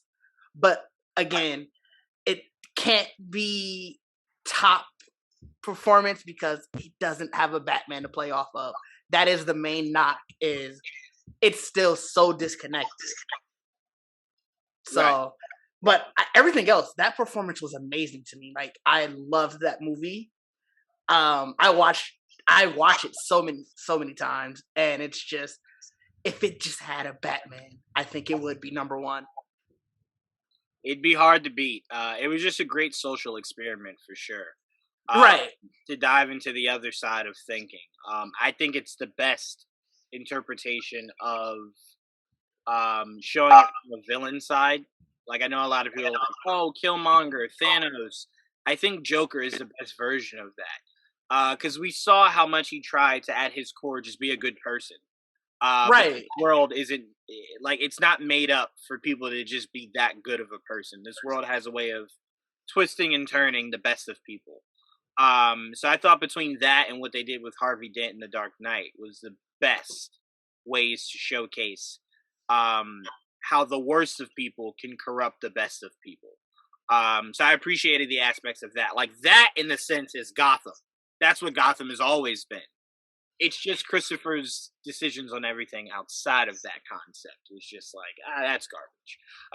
Like, maybe you should have been just like a producer and someone else could have maybe written and directed it, not you. But no, I agree with you. What Phoenix brought was definitely great, and it was refreshing at the time. Yes. It was very refreshing at the time. But again, I only thought it would be the only time we'd ever see him. Yeah, well, to be fair, when I had my list, I didn't know that they were continuing this on. So I didn't find out until you said it, that was 15 minutes ago. Right. So that definitely did hurt things. I thought it was great as a one-off. Mm-hmm. But to see that they're going to continue, maybe we do get the back. Is it just going to be like literally a Joker 2? Yes, it's a Joker 2. That's what it was announced as. And we have no reason to believe that they'll enough to do a Batman. I was hoping maybe they were saying, like, oh, he's going to show up in one of the upcoming, like, Batgirl, or like whatever's coming. Look, when Barry screws up the timeline, he really knows how to screw up a timeline. So right. Sure does. Who knows? It would be really weird, though. Like, it's like, picture if you're the Joker, you wake up and it's just like, Thomas Wayne is dead, Martha Wayne is dead, Bruce Wayne is an orphan, and you're just like, I literally spat in his face not too long ago. No, actually, I'm very wrong. The movie ends with Thomas Wayne dying. Yeah. It ends with Thomas Wayne dying. I'm completely wrong. Look at that. Barry's already messing up my timeline. All right. Sabrina, then Jayla. I will not forget you again, Jayla. We'll see. Sabrina, what is your number 3, Sabrina? Romero. Definitely Romero. Because I do love him, and he's, like, one of my favorites. Like, every time I see Joker posts, like, I never see anyone message him, and it upsets me so much. So, like, everyone had him so low hurt me. That hurt me very much. And, like, I grew up with Batman 66. Like, that's what I got introduced, like, I mean, like, yes, the Batman anime series, but Batman 66 is what really, really made me love Batman and, like, this universe. And, like, every character. And, like, I know, like, at the time, it, was, like, the most accurate with the campy Batman. Like, I don't think it's the most accurate thing ever, but, like, that was, like, when Blake said it earlier about, like, Joker, prankster Joker. And, like, that was kind of, like, lighthearted back then. And his performance is iconic, like, I mean, I know it's not because I know someone said like, oh, you weren't afraid of him, but like it's still, I don't know, it fit for the time, and I think it was incredible for the time, especially because someone like Cesar Romero playing that role was like a big deal back then. You know, because like I was talking about it to Blake earlier. It was like so many actors back then like were killing to get on the show because like it was like so unlike anything they were doing back then. So I don't. I'm a big defender on anything Batman 66. Like Adam West, Batman, one of my top 3. So like, no slander for any Batman 66 in my house. Sorry. I don't know. I just really love Cesar Romero's performance. That post I posted last night. That's literally one of my favorite Joker interactions. Like people thought I was going to bring that up because clearly that Joker in that show has aged very well. Yes, people still love and care about it. Yeah, that he's definitely my like. I know it's like a humor, like it's iconic, you know, in like a funny way. But like, I don't know. To me, that was like back then. That was years later. It's still as iconic. It's and like nothing more than pure entertainment and joy. Like you want to enjoy yourself. 66 Batman. Yep. Yeah, so many. Or you can watch it. I was looking so many people's comments. It was like, "Oh, I love Batman 66. I love back then. It was so campy, but it was perfect for that time." It even got its own comic series and 2 animated movies. Like, fairly recently too. It's Batman 66 is so loved, which is so deserved though back then. Oh, and that Batman is what helped breathe life into Batman Brave and the Bold, the animated series. Yeah, well, like, listen, I respect, I don't know, I just think more people should respect Cesar Romero because he was technically the first Joker, so just put some respect on his name. I'm not saying yes to your top 3 like mine. Just put some respect on Cesar Romero when you put a list of Jokers. That's all I'm saying. Because I always think, I'm like, where's Cesar Romero? Same thing about him. It was like, I always see those 2 missing. I'm like, where are they? Yeah. Me? And like, some people say, oh, because it's TV. He was the Joker in the movie too, in the Batman 66 movie, so he still counts. Yeah, he definitely does. As long as it's live action, it counts. Exactly. It's when you try to pull an animation that it's like, all right, well, clearly you're not Mark Hamill. Mm-hmm. Like, clearly it'll be Mark Hamill, and then that's the end of my discussion here. Mm-hmm. That's why I specify live action Jokers. Right. Even though I do have to say, I won't say it's like challenging Mark Hamill, but people do need to put respect on Troy Baker's name. Absolutely. Troy Baker brings so much to his Joker. That's a fair take. I'm trying to think. What's my god? What's his name? And John DiMaggio. Yes, but that's not who I was thinking of. What are you thinking of? Oh my god. Say from what project, and maybe we can. I think it's. I want to say Brave and the Bold. But I could be wrong. No, it's not Brave and the Bold. From an animated movie? Yeah, no, animated show. I always forget his name. It's the one that you love. That I'm like, oh my god, he's iconic. Joker was on. Oh, is it from the Harley Quinn show? No. Oh, but yes, him too. Oh my god. I like that Joker. You're talking about Batman specific cartoons. He was. Is it the Batman? Yes. Evan Michael Richardson. Yes, that was the one I'm thinking of. Yeah. Oh my god. If you want to talk about underrated Jokers, talk about underrated Batman cartoons. Yeah. Oh, that show rivals the animated series. Yes. Ooh. Okay. So. He's right. He's right. He's right.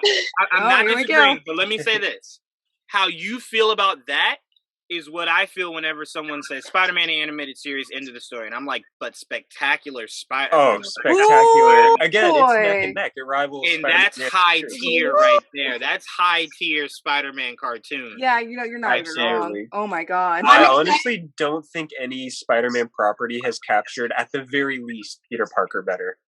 I love Peter on that show. Oh yeah, Spectacular. Love Spectacular. Well, that's tough because Spider-Man the animated series did a phenomenal. Like I enjoy Peter more than I actually do Spider-Man in Spider-Man the animated series. Interesting. Because I felt for his Peter in a lot of different circumstances, but I prefer the Spider-Man from Spectacular Spider-Man. That is my favorite Spider-Man outside of comics. I love his Spider-Man, and the animation is so. And by the way, I know everyone always talks about theme songs. that is top tier theme song for Spectacular. Spectacular. Oh yeah, we haven't played it at my job all the time, and I'm like, this is so I iconic. was watching it this morning, and I was just like, yes, this is top. Yeah, it's on the work playlist. We always have all the iconic themes. 100%. And look, I'll say this: the reason why I prefer Beware the Batman, I mean not Beware the Batman, even though I do love the Batman. The Batman. I put that. Beware the Batman's top tier too. I put that over Batman the Animated Series only because I saw a proper progression of the man that is Bruce Wayne. Mm-hmm. This one is all about Bruce Wayne just wanting to kind of just do Batman, only wanting to be Batman. And then you get the start of season 2 is the introduction of Barbara Gordon as Batgirl. And then he has to kind of change who he is to bring in this child as like the sidekick. And then when he gets Robin, when he gets Dick Grayson, you see him break down as a character even more to open his home and his heart to this kid. And then you see such a progression that the final season is the introduction of the Justice League. Like that's how much you've seen that character break down from episode 1 to the final episode of the series. So yeah, I think it's goated. I really do. I really do. It deserves the love. Yeah, I'm with you on that. Jayla, see, I didn't forget you. You thought I was. Thought I was. What's your number 3? Nicholson. Ooh. Jack Nicholson. He's just iconic to me. I love Jack Nicholson as Joker. I think he has good energy about him. I love the suit. There's just something iconic about his portrayal that maybe it's because it's my first introduction to Joker. That could totally be it. But there's something about it that I just love. It has a special place in my heart. I'm with you. It again, like I said, it is a great performance, 100%. That's never to be argued with. It's just some of the takes. You know what I'm saying? For me, I like the campy. I'm not afraid of camp. It can't be terrifying. Like if a kid showed up to trick or treat dressed as campy, I'd probably die right there on the spot. I can't do campy. All right. So for number 2, I'm putting Cameron. Is my number 2. Ooh. And what's funny about my take on Cameron that I know Sabrina's going to disagree with, but I put him at number 2, so she can only disagree but so much. He's my number 2. But what actually puts Cameron at my number 2 is nothing he did when he became Jerome. What put Cameron at my number 2 is only one scene and one scene only. It is the scene where his mother had died at the carnival. I mean, at the I think it was like a carnival kind of circus. Circuit. Circus. And Gordon was interrogating him, and he's crying, and he's crying, and he's crying, and then he just snaps right at him. I have the entire scene memorized. Oh my god. Completely poo-pooing on his mother, that she was this, my mother. I'm not going to say the actual words. Just how he was able to snap just like that. And that laugh he had was like, I always thought a Joker laugh could never be better than Mark Hamill's, right? Until Cameron did his, and I went, well, there you go. It's so fluid. Like he's not putting on a laugh. Like you buy it. It seems like that's how Cameron laughs if you know him in like real. Oh no, absolutely. Yeah, that's how fluent that laugh seems. So if I ever met him, I'd be like, listen, I was like, I need you to laugh for me. I need to know if that was like how you laugh. 100%. So to me, he stole my heart with just that one scene. Everything else is kind of just whatever. See, like, I'll say that, but, like, when I get to him on my list, I have one scene that made me, that stole my heart for that. It's not that scene, actually. Mm-hmm. It was a scene I saw that made me watch the show, because I did not originally watch it. Because I was like, just because, like, I told you about, like, CW stuff, I was like, I don't know how I feel about this, and then I saw one scene, and I was like, alright, maybe I'll give it a shot. And that's what made me was like, oh, shit, like, this is, I've never watched Shameless, so my first introduction to Cameron was him and Gotham. Yeah. So I'm like, well, goddamn, if you could do that, like, goodness gracious, what can't you do? You know what I'm saying? So that shook me to that my core, that scene right there, because it was like, god damn, like, are you? And that was his first impression on the show was that snap. Yep. Exactly. So that's my number 2. Cameron makes it as my number 2. Blake, what's your number 2? I have tons of thoughts on Cameron, but we will get there because my number 2 is Heath. Heath, I grew up as a huge Batman fan, and obviously I wasn't old enough to see Nicholson in theaters, so Heath was my first on-screen Joker that I was able to kind of follow and see from the ground up. Like, I was introduced to every Joker that came before him, but Heath Ledger, I was like, okay, this is new. I don't know what to expect yet. I'll experience that with everybody else. And from that first teaser trailer of just that psychotic laugh, I love that laugh, to disagree with you. I agree it's not like a laugh he can't fight. He finds amusement in getting punched by Batman, and I think that's at the very least all I look for in a Joker laugh. But I love the craving, the anarchy, and the chaos. You did prove a really good point to me that the burning the money and certain things like that kind of go against the Joker we're used to. Mm-hmm. And that's my only con when it comes to Heath Ledger's Joker, is I wish he had more of a drive than just like chaos. Like, I live for nothing. I just want chaos in this world. And even like Alfred said, some men just want to watch the world burn. Right. Joker wants to watch the world burn, but he wants a partner in doing it. He wants Batman. He wants to test Batman. And of course they have that relationship in the movie with Joker. Like, maybe we can share a cell, shit like that. But I think he was lacking in terms of his drive. And that's the only thing that holds him back from the number 1 spot. But other than that, he deserves the legendary status that he has claimed over the years. Fair enough. No arguments there. Fair enough. Didge, what's your number 2? My number 2 is also Cameron. For the simple reason, essentially, he played 2 different iterations of Joker. Like, the twins, they embodied 2 different takes on it. Mm-hmm. And to have to go and do that, it's just, we've always heard about how much every Joker iteration you have to put into that role. And the fact that you have to do it 2 times in the same series and not make them seem the same, but yet feel familiar, is just crazy. So he's definitely worthy of that number 2 spot. Yep, no argument there. We're right there with that. Tristian, what do you put in that number 2? I put Phoenix there because that movie was such a great psychological thriller, and we're watching him sort of unravel mentally, and it just ends with him kind of embracing that, like, you know what, I'm crazy and I'm just gonna go with it.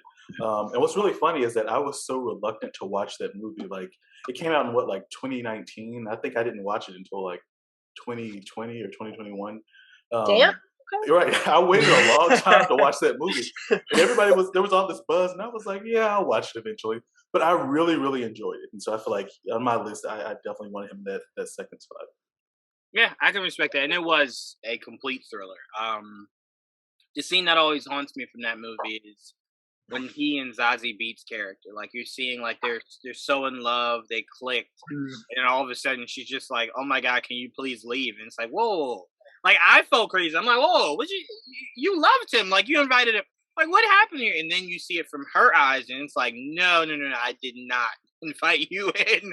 Like, I am terrified of you. And you're just like, oh my God, okay, wow. So I thought the way that that was done was brilliant, very brilliant. So, and then what was the scene where he killed the guy in his apartment? And then the other guy thought he was gonna kill him, and like he was like, "No, you can go." Oh yeah, we had the white nice to me. Here. Yeah. He's like, "You're always nice to me." There's a little kiss on his head. I love that because when he tells him he can go, he's trying to jump up to unlock it so he can get out. And he's like, "Can you?" Yeah. The whole third act of that movie is flawless. I love it.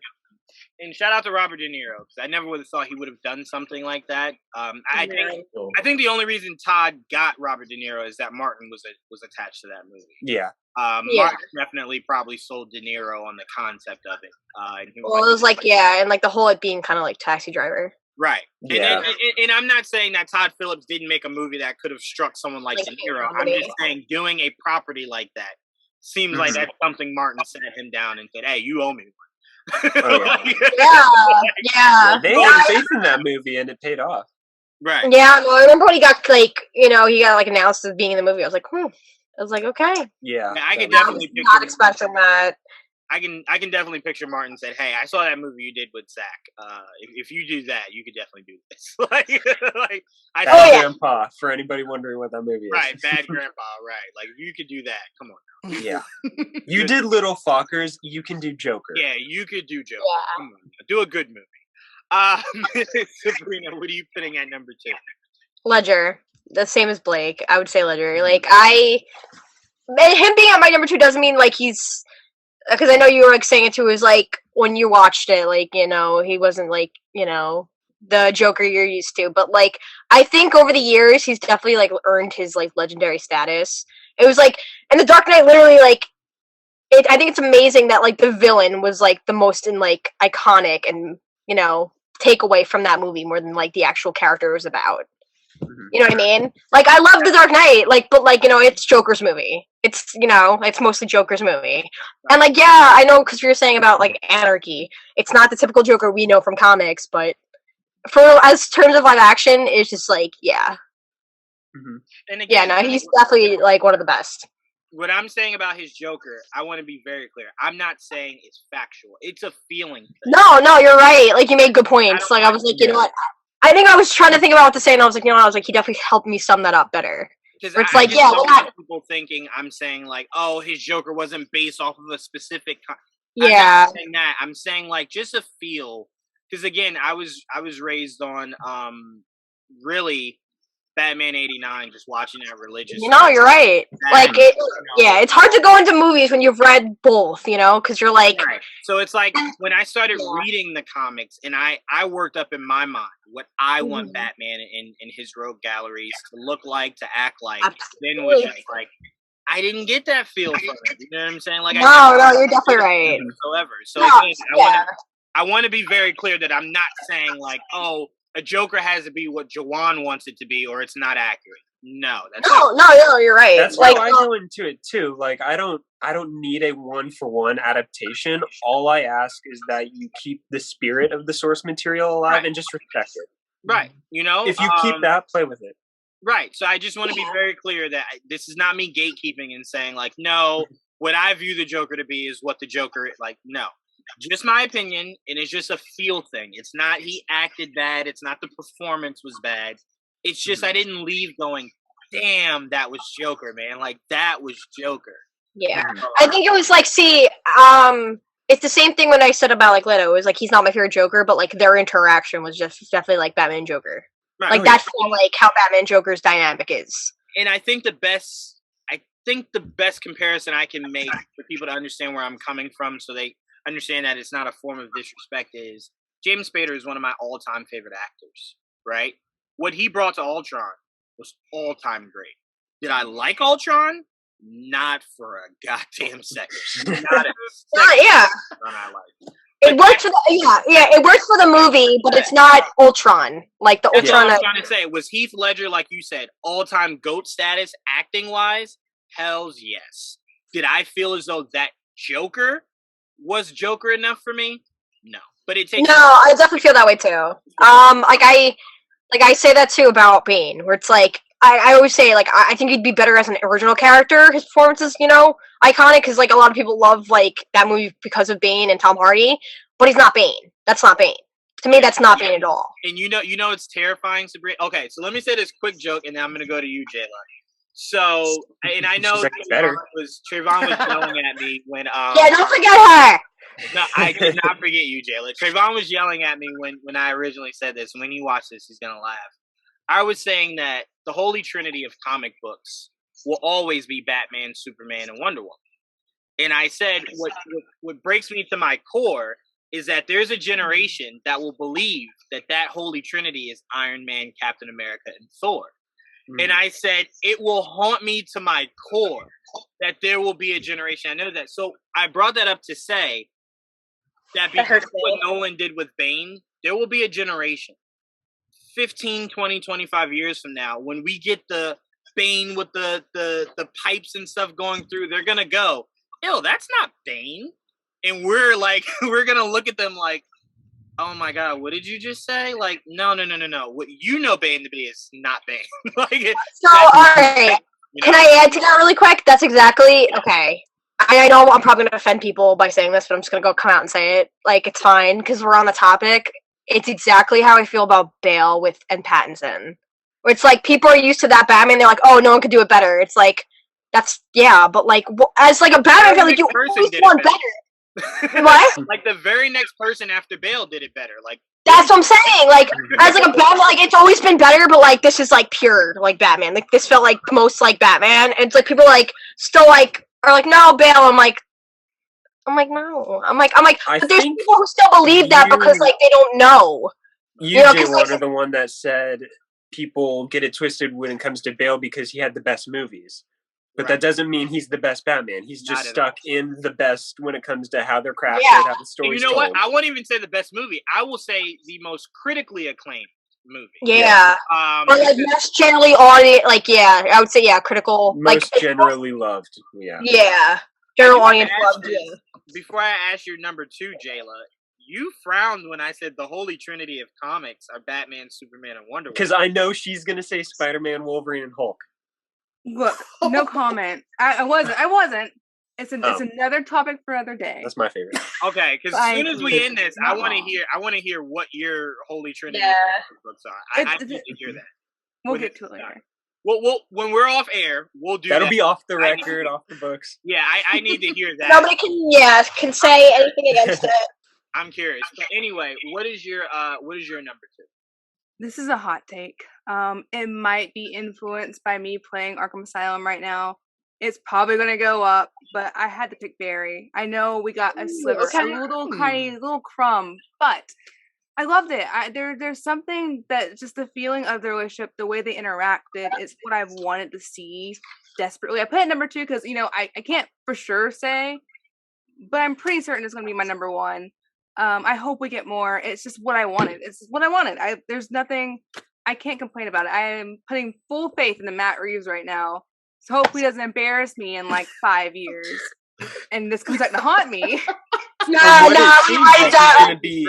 going to be built up through numerous projects. Matt Reeves is sitting in his Batman pajamas writing the next Batman script, and he just heard you say that, and he's just like, "I got to start over."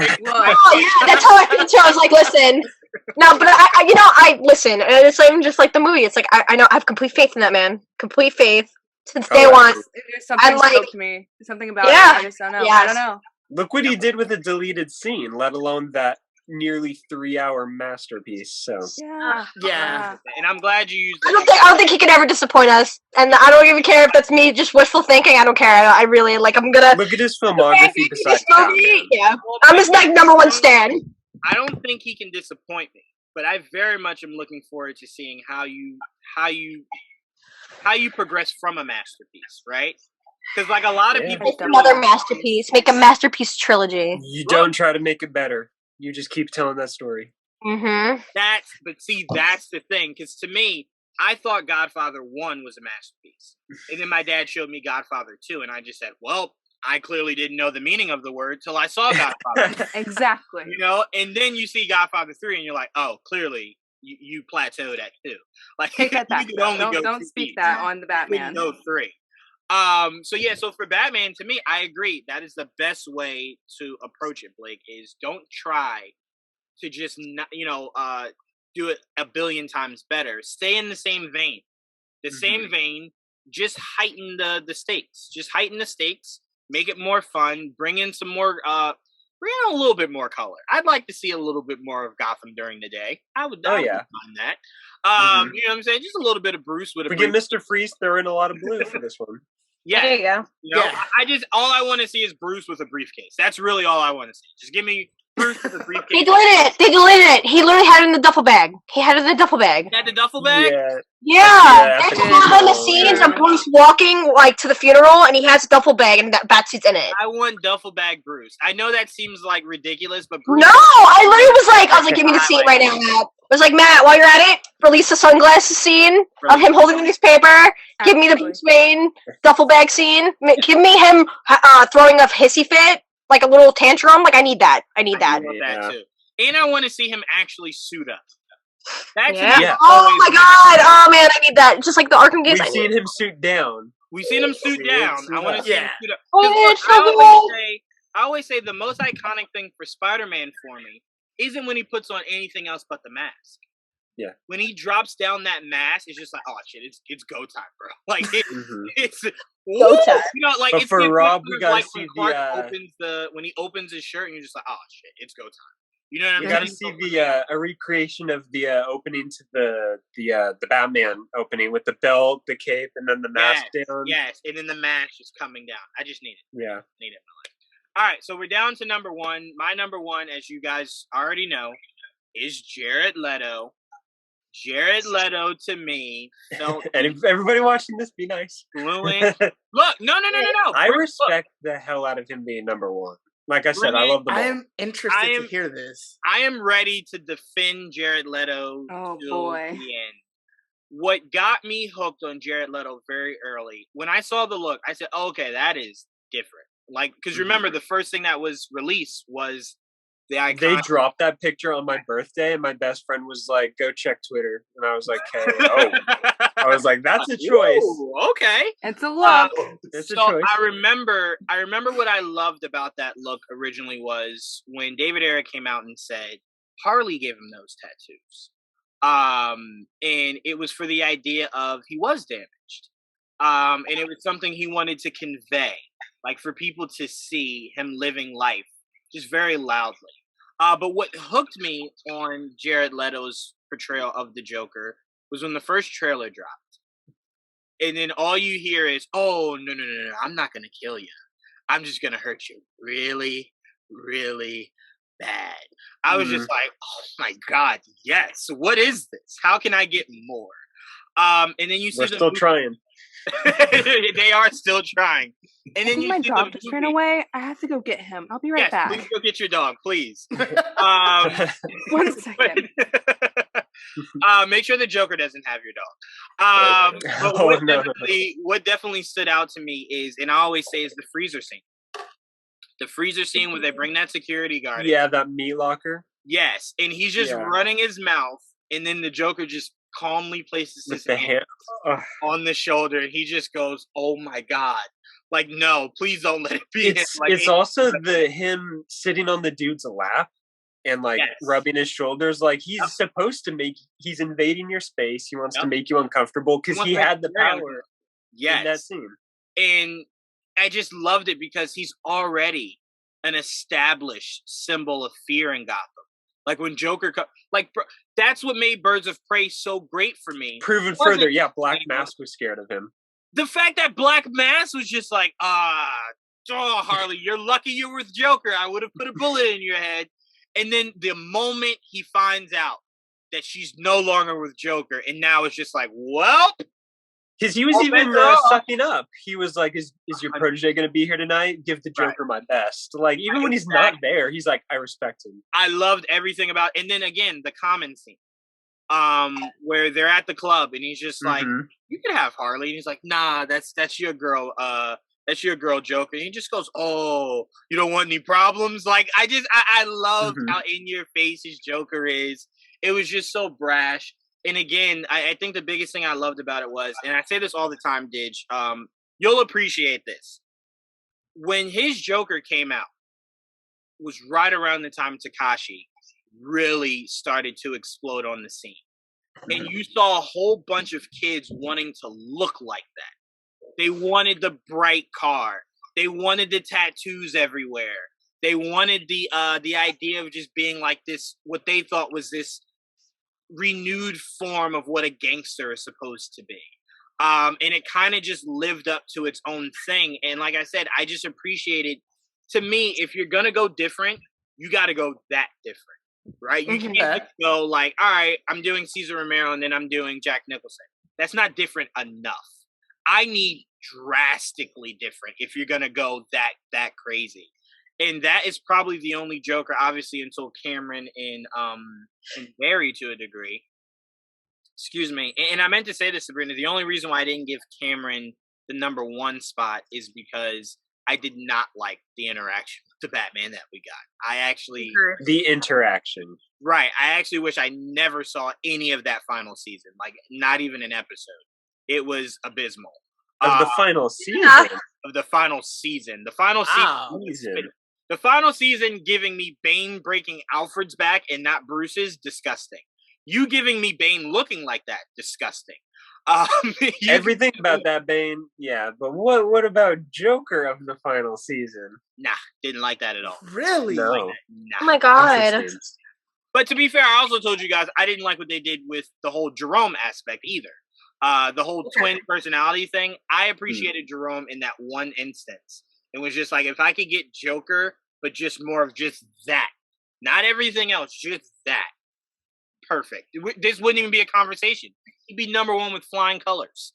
You know, so since I didn't get that, that's kind of what my knock. And obviously Barry couldn't be number 1 for me because I just need more. I just need to see more where they go with it, what he kind of looks like, his final look. But yeah, Jared Leto for me is the one that I always... That's the only reason I watch the Suicide Squad movie when I go back to it. It's just a fast forward to get to the Joker scenes. That's it. But I loved it. I loved the trench coat look with the cane, barefoot. Yes. I just loved every freaking... The Arkham pants still. The Arkham pants still. Him breaking into prison to break her out of prison. It's just... And then how easily he just discarded Harley. It's just like the most Joker thing ever. Like, that is just so Joker to where it's just like, I love you, I need you. Like, I will die without you. And then he gets her, and it's just like, I need Batman.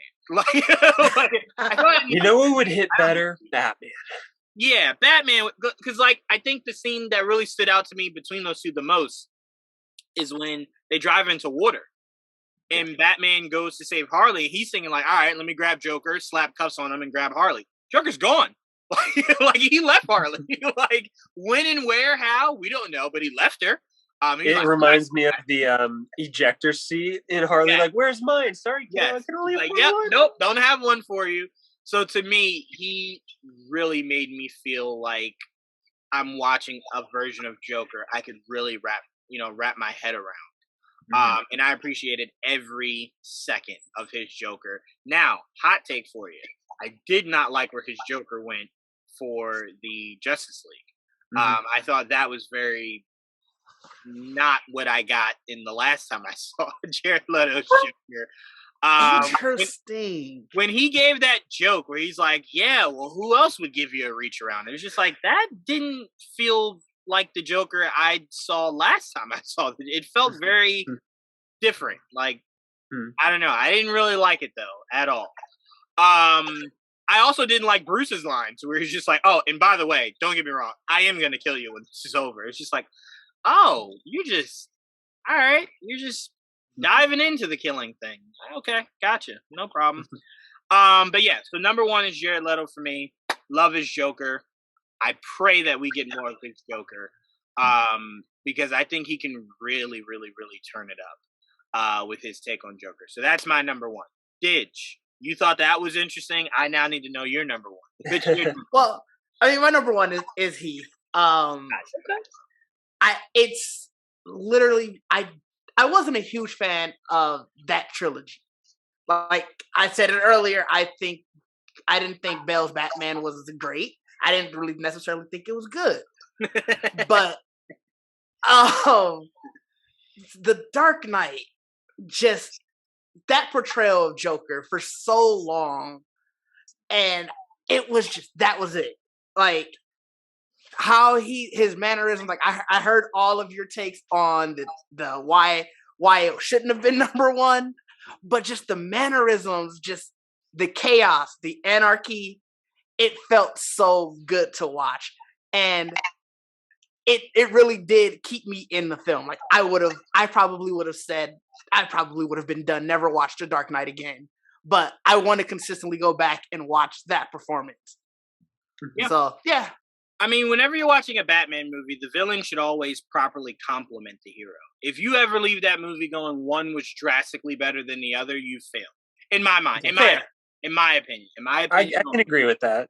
Because I'm like, a villain should either be on par or like a step below the hero. But if there's ever a point where you leave the movie, you're just like, bro. I feel like they should accentuate each other. Well, I mean, so in this one, I do think the villain was better. Like I said, I mean, I can't get over how much I did not like Bale's Batman. Right, but that to me is a fail because last time I checked. Oh, as a Batman movie, yes. As a Batman movie, right? yes. Like, yeah, okay, yeah. You calling the movie The Dark Knight, and then I leave going that Joker. It's like, well, what about Joker Batman? and hell, that Two-Face blew Batman out of the water. Right? Yeah, it's like yeah, like I kind of feel like that was everyone you that said it earlier. Kills me. Yeah, when everyone talks about Batman in that movie, it's just like Batman. Oh yeah, Batman was in it, but Joker. Oh yeah, he's like, where's Rachel? Right. It's like yeah. It's like that's sad. Oh god, it's sad. As a Batman fan, it kills me to even say that. Yeah, because it has to be weird to where it's just like you weren't the best thing that came out of this. Mm-hmm. No, I mean, like I said, you make an argument. I could even make an argument. Batman is number 4. I would go Joker, Two-Face, then Gordon, because Gordon's arc in that is really good. And then I would go. Interesting. I didn't think about that. I mean, you're right. It's hard to even think about. Because I'm like, I was the only one in that theater that was just like, oh my god. Because I wish I wish we were alive so my dad could comment. When I sat next to him and Alfred blew up, I almost got up and left. Because I had PTSD. I had PTSD from Ninja Turtles when they killed Shredder. Not Shredder, I'm sorry, they killed Splinter. And I was just like, wait, but they just started. How do you kill the one that trains them to be who they're meant to be? Oh man, I was so afraid. It's so early. And then I'm like, wait, you kill Alfred in the first movie? What the he's not even the Bruce he's supposed to be yet. So like when you see him in the hospital, I was just like, okay, because that could have gone real bad. I was so afraid. The more TV spots I saw, and someone was like, "Oh, he's like, oh, I think Alfred's gonna be in the hospital," and I was like, "Shut up!" I was like, "No, don't do this." And then in the movie, I was like, "Thank God!" I was like, "I swear to God, Matt, like, don't do this to me." Yeah, I was gonna lose it. So when Gordon got shot, I was just like, "God damn, you killed Gordon in the second movie?" But I'm okay with it because it gave me that amazing scene between him and Alfred. That's why I was okay with it. Well, luckily they didn't kill Gordon. Because I would have disliked that movie very much. You killing Gordon off in the second one? That would have been like killing Superman in his second movie. Oh, that would have been wild. They did do that. I like that movie, Superman. Everyone can chill. I have to say that. It's just a joke. My dad told me, Blake, and I always laugh when he tells the story. He's like, he was watching that. I wasn't with him. He was watching that, and this little kid and his mom were sitting next to him. And Superman died, and the little kid was just crying his eyes out. Like the dirt moving on the casket meant nothing to that kid. In his mind, Superman's gone, bro. Like, life is over. I remember seeing Doomsday in that trailer, and I was like, wait, they're not going to. So I had this suspicion, and a friend of mine saw the movie early, and I was like, does anyone die? And she was like, I can't say. I'm like, where's Superman? And she just walks away, and I was like, what the hell? Like, really sad, don't you think, guys? Because really, the proper answer to that is the last person you expected to die died in this movie. Yeah. I was like, oh, okay, his second movie. Okay. All right, so Didge, so you went Heath Ledger, I went Jared Leto. Tristian, who's your number 1? I'm with Didge on this one, Ledger. I'm a huge fan of Ledger. I just liked how chaotic that version of the Joker was. I also like how they handled his origin, where like he's telling those little stories about how he got his smile. I liked that it was kind of.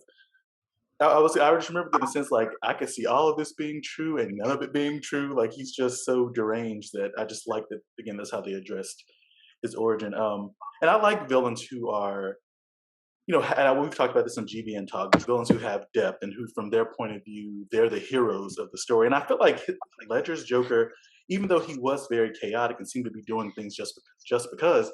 I do think that from his point of view, he really thought he was the hero. He was doing the right thing, or he was exposing hypocrisy. So I'm a huge fan of Ledger. I'll put him at number 1. Yeah, no, I love it. Blake, what's your number 1? My one is Cameron Monaghan. I loved him from the second I saw that first episode, and that snap in his eyes. I was like, this was a 40-minute, aside from commercials, long episode, and he sold every moment he had. And I actually gave a speech as my final in my speech class. It had to be an argument, and my argument was that Cameron Monaghan is the best Joker that we've ever had, live action wise. Mm-hmm. And obviously, Gotham's not a mainstream show, so a lot of people are like, Gotham, Cameron Monaghan, like, he's not even called Joker on that show, let alone being as good as he is. So I just kind of went through the arcs of that. And the teacher is a nerd, like, he likes all that stuff. After I gave this speech, everyone was kind of like, oh shit, like, that show actually sounds pretty cool. And my teacher's like, what streaming service is on? I want to watch Gotham now. Like, I really want to see what this guy's capable of, because you don't believe that. And I think it's unfair kind of that he gets an edge because he was on a TV show. He had 5 seasons of us seeing arcs that this character has gone. In season 1, he's a kid that lost his mom. Oh shit, he's going to be the Joker one day. And season 2, he's with the Maniac. Season 3, he's finally his own deal. And 4 and 5, he is becoming very close to the Joker that we all know. And Cameron Monaghan being such a huge Joker fan, it really shows with his performance. Like we talked about, his perfect laugh. And it's not necessarily his performance, but just what the crew did with the lighting to give him the green hair. And wardrobe gave him a green suit, but a purple overcoat. Just how they got through those stupid legal issues. Like, you can't call him Joker, he can't have green hair, just the hoops they had to get through, and he still ended up being as amazing as he was. Like, just if he got to be called Joker, that's just all I wish he could have gotten someday. But I don't know. I would love an animated movie, like not necessarily a revival, but just an animated movie. The voice cast, the actors come back to voice their characters. We can see Batman just in 1 hour-and-a-half long movie and see Joker kind of permanently fleshed out with his hair grown out, maybe. Even though I do like, I like Jake Krusty in that series finale. I thought he was a cool Joker. And he's been my favorite for a while. And until Barry, I think he will remain my favorite. That's fair. Yeah, like I said, Cameron was my number 2. So I have him high. I have him very high. Because like I said, that was just like, it shook me to my core. Oh yeah, they did the stapled on face. I never thought I'd ever see that on screen. So yeah, that was cutting off his face. Oh my god, it was like, oh my god. Face. He was genuinely funny too. He was, he embodied Joker. And his laugh. My favorite scene after that circus of his probably has to be when they were at that gala or something like that, where he had Alfred. I think Alfred, or he had shot Alfred or something like that. And it was just like, this is a lot of fun. Like, he's awesome. He's and like you said, I think he does deserve credit for having a Batman, because he's very tied to Bruce. And my favorite episode of that whole show is in season 3, The Gentle Art of Making Enemies. I think it's episode 15. He is in the Hall of Mirrors with Bruce. And he said, you want to be a hero? All right. Like, puts down his gun and he's like, stop hiding. Like, face me head on. Almost has him kill him with Bruce with the shard of glass, and says, do it, as he's laughing, getting punched. He just embodied Joker, and he did get to play off Batman to a degree. So I think he gets credit for that. Fair. Sabrina, I'm assuming this is like that. I avoided talking about certain scenes and stuff because I know exactly where she's going. Like I said, I did not watch the show like the beginning, just because like I remember when they announced it, I was like, okay, and then I just was like, I don't know, because the CW, I just was like, a Batman show without Batman. Yeah, and like talk about your feelings on CW one day. Yes, I don't know if it's gonna be pretty, we'll see. But yeah, we'll see if you still like me after that. But 2 hours Sabrina rant.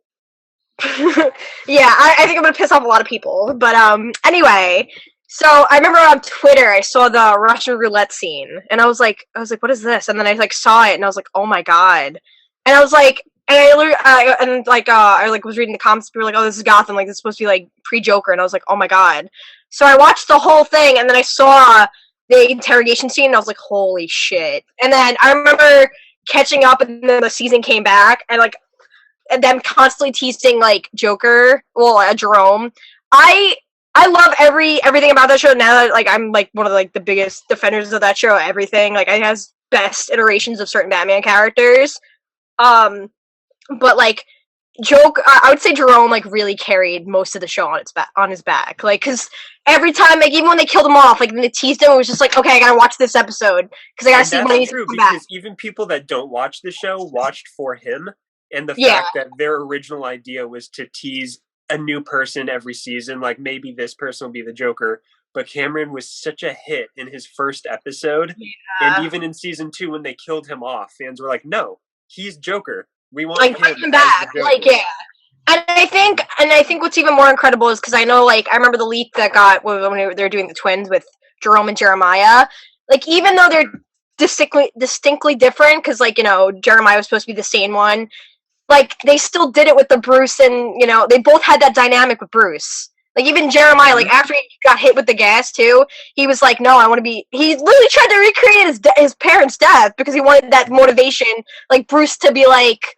Even in the last episode, Bruce in different ways. Yeah, even in the last episode, he's like, when Bruce was like punching him, he's like, "You mean nothing to me." Like Joker, like wanted to mean something to him. Like even though he's not technically called Joker, like he was Joker. He was Joker. I would say Jeremiah was more connected to Bruce than Jerome, because Jerome's just like, the last thing I remember wanting to do was kill Bruce Wayne. So yeah, I'm just gonna try to kill Bruce Wayne. Like he wanted to kill him because, you know, like that was like what the maniacs were gonna do, and like when he had him like, you know, by the throat and like almost like killed him, and then he got killed by Theo Galavan. Theo Galavan. Azrael. But I have to say that because, like, you know, it's not traditional Azrael we're used to. We're not going down that rabbit hole. Yeah, after he got killed, I was just like, oh no, and then you're kind of waiting for him to come back, and like even when he gets like falsely, and they try to revive him, and it's like, okay, that's not gonna work. Like even the last episode too, like after he got killed off, they already showed his impact. Whereas like you're gonna be like a curse upon Gotham, and like he already had this whole gang even when he was killed off. Like oh my god, what the heck's his name? That played Polka Dot Man. What was? Did he have his name in Gotham? I forget his name.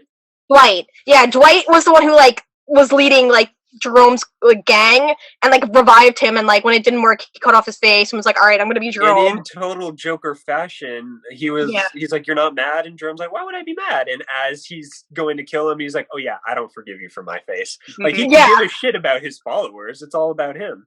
Yeah, I was like, he's like, I want to be the star of the show. Even Jerome, like both him and Jerome and Jeremiah both had that down. And it's like, even though they're supposed to be two different people and two different iterations of Joker, like I think they both nailed it, and I love that they did both. Also, that show showed how scared of Joker that Penguin is in Scarecrow and Mr. Freeze.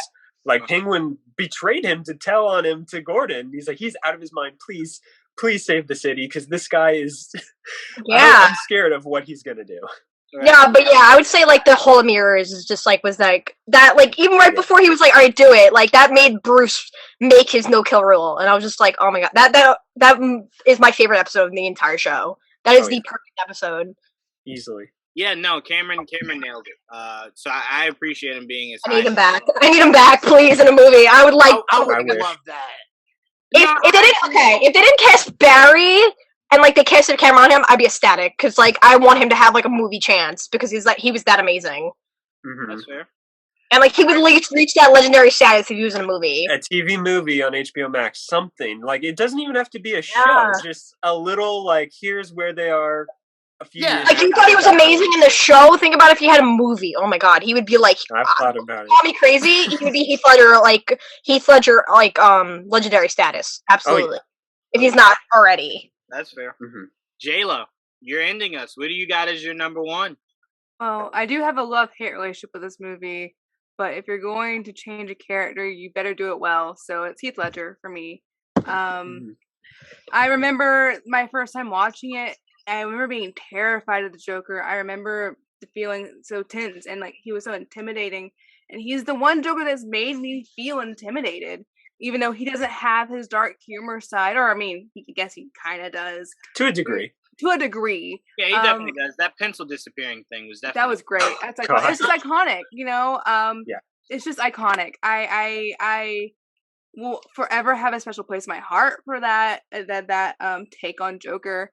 Even though I am still like, I have a whole other thing about the Dark Knight, but the Joker, so great. Yeah, he's the one live action Joker so far. Possibly Barry might change this. That made me feel intimidated. That I felt fear. I was like, no, this guy is serious. There's something going on. He's unhinged. His talk with Harvey Dent in the hospital. I love that scene. I love him. I love that edition of Joker, even though it's it's a different take. But if I'm always open to new takes, as long as you do it well and it's done well, so I can't be mad at it. Yeah, yeah. All right, so I mean, I think for the most part, our number twos, number ones, or at least our top five to a degree, all are somewhat similar. It's all switched around. Right, switched around, but it lets you know that the biggest ones left the biggest imprints on all of us, really. And Joker is obviously a character we want to see done well. I said this when we were asked on our live on GVN Talk on our live when I was asked what's my favorite Joker. Honestly, if I'm not doing a list, it's whoever the next one is. That's always my rule. I learned that from Tom Brady when they asked him what's his favorite Super Bowl, and he said whatever the next one is. And I was just like, that is a very dope way to look at life. You know what I'm saying? Now, that doesn't work when they ask you who your favorite kid is. And you're like, whatever the next one is. It's like, respect the past, embrace the depends on the day. Right. So to me, I say that because I learned at a young age that my love was for the character, never the actor. It's why, and obviously we're not getting into that, but it's why I want T'Challa to be recast. It's why I'm glad they continued doing Joker after Heath Ledger passed.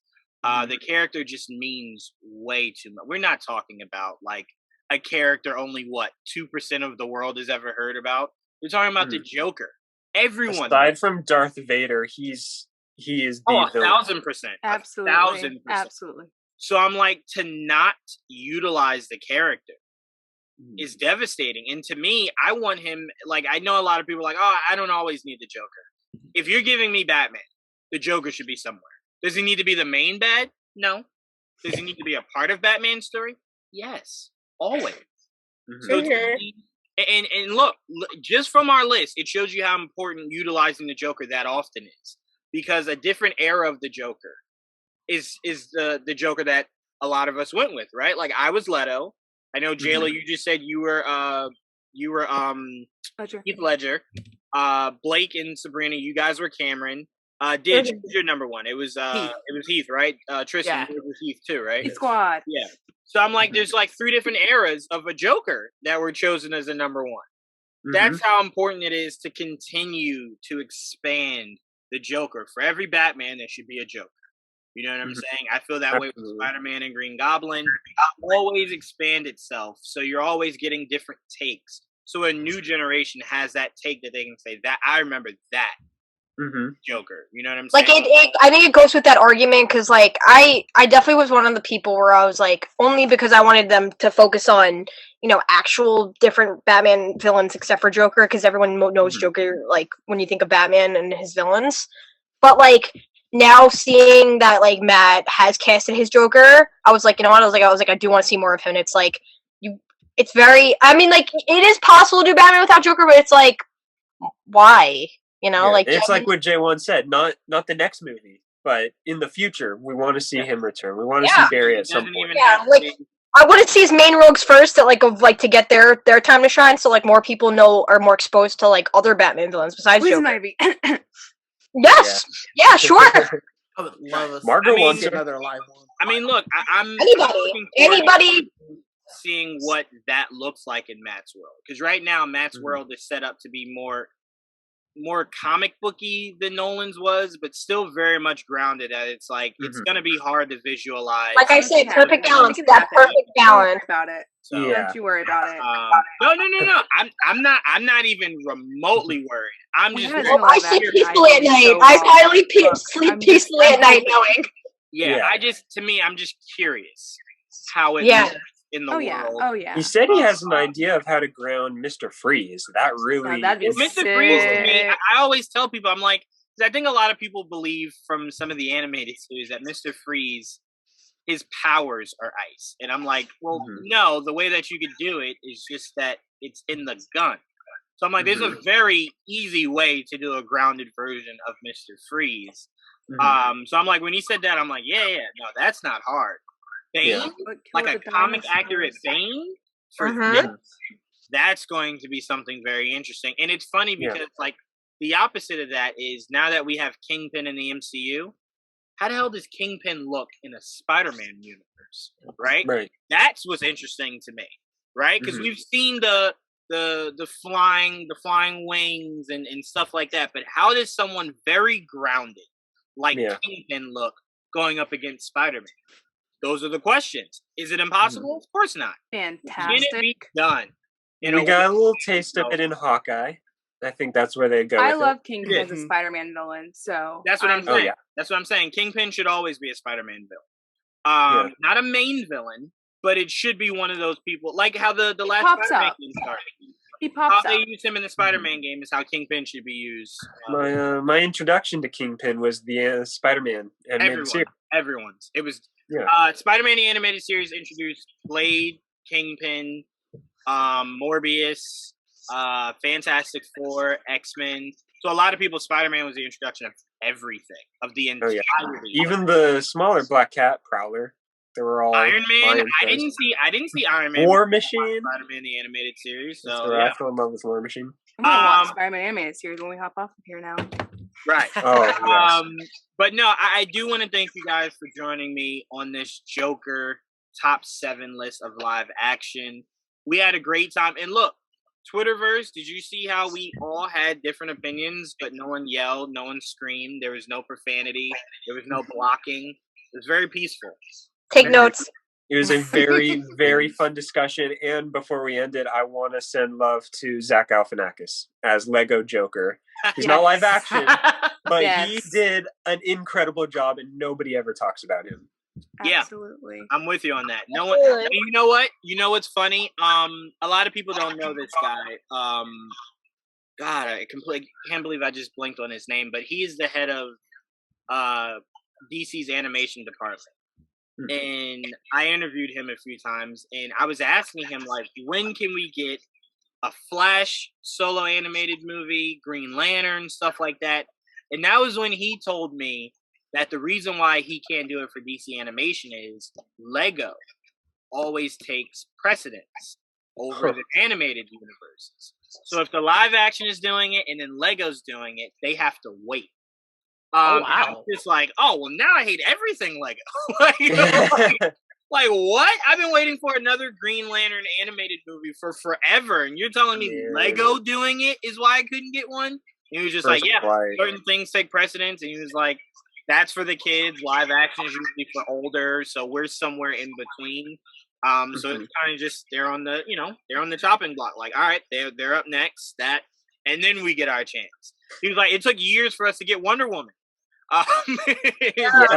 When we were able to do Wonder Woman Bloodline. She wasn't allowed to be on the Justice League and the Batman cartoon because she had an animated movie at the time. Right. So that was very frustrating when he told me that. So I'm just like, ugh. But anyway, shout out to Zach Galifianakis for sure. Yes. But again, I definitely want to thank Blake for coming up with this concept. This was a lot of fun. Thank you all so much for doing it. Wow. That's very cool. I had a lot of people watching. Blake did not just disappear. It's still there. No, but I love that, and this was a great concept. We got to do more of these, where we're doing, list conversations. Batman's next. Do you want to do? I think maybe do Batman around like when it drops on HBO Max. Oh, for sure. That would be a great idea. Oh yeah, absolutely. That's gonna be a lot of fun. I want to do animation next. Ooh, okay. Ooh. Yeah. Best Batman animated movies. Ooh. Oh. Okay. I want to do that. We'll Because be my number there. one will shock you guys for sure. I can tell you that right now. It better not be what my last one is. Oh, jeez, I'm scared. I am looking forward to it. Oh my goodness! I will say I'm already. curious. I will find Sabrina's a way like, "Where's Batman? Hush." I will find a way to put all the Batman movies as my number one. But if I can't, then I will list them properly. But I listen, as long as number one is like the number one, then I think we're good. Well, I will tell you guys, because of my relationship with Ernie Allbacker, Hush will not be low on my list. So if Hush is low on your list, it won't. I hope Master of the Phantasm isn't either. No, Massive Phantasm isn't low on my list. Okay. Not at all. Not at all. But Darn, I guess I have to watch another. I have a Batman marathon. Oh, I just went on one the other day. Gotta watch all of them, make sure I can rank them, guys. I try to do one No. every other day just to keep the Batman juices going until the movie comes on HBO Max. Just to keep the. There we go. But again, I want to thank Sabrina, Blake, Tristian, Jayla, and Didge. I want to give you guys a shout out. You're working on a documentary. Tell us a little bit about it. Yeah, so we're doing the Black Geek documentary. It's essentially looking at the history of the Black Geek from past, present, and future. So we're going to talk to a bunch of people who are part of the culture, looking back 80s, 90s, 70s, going all through. We want to really bring something that everybody.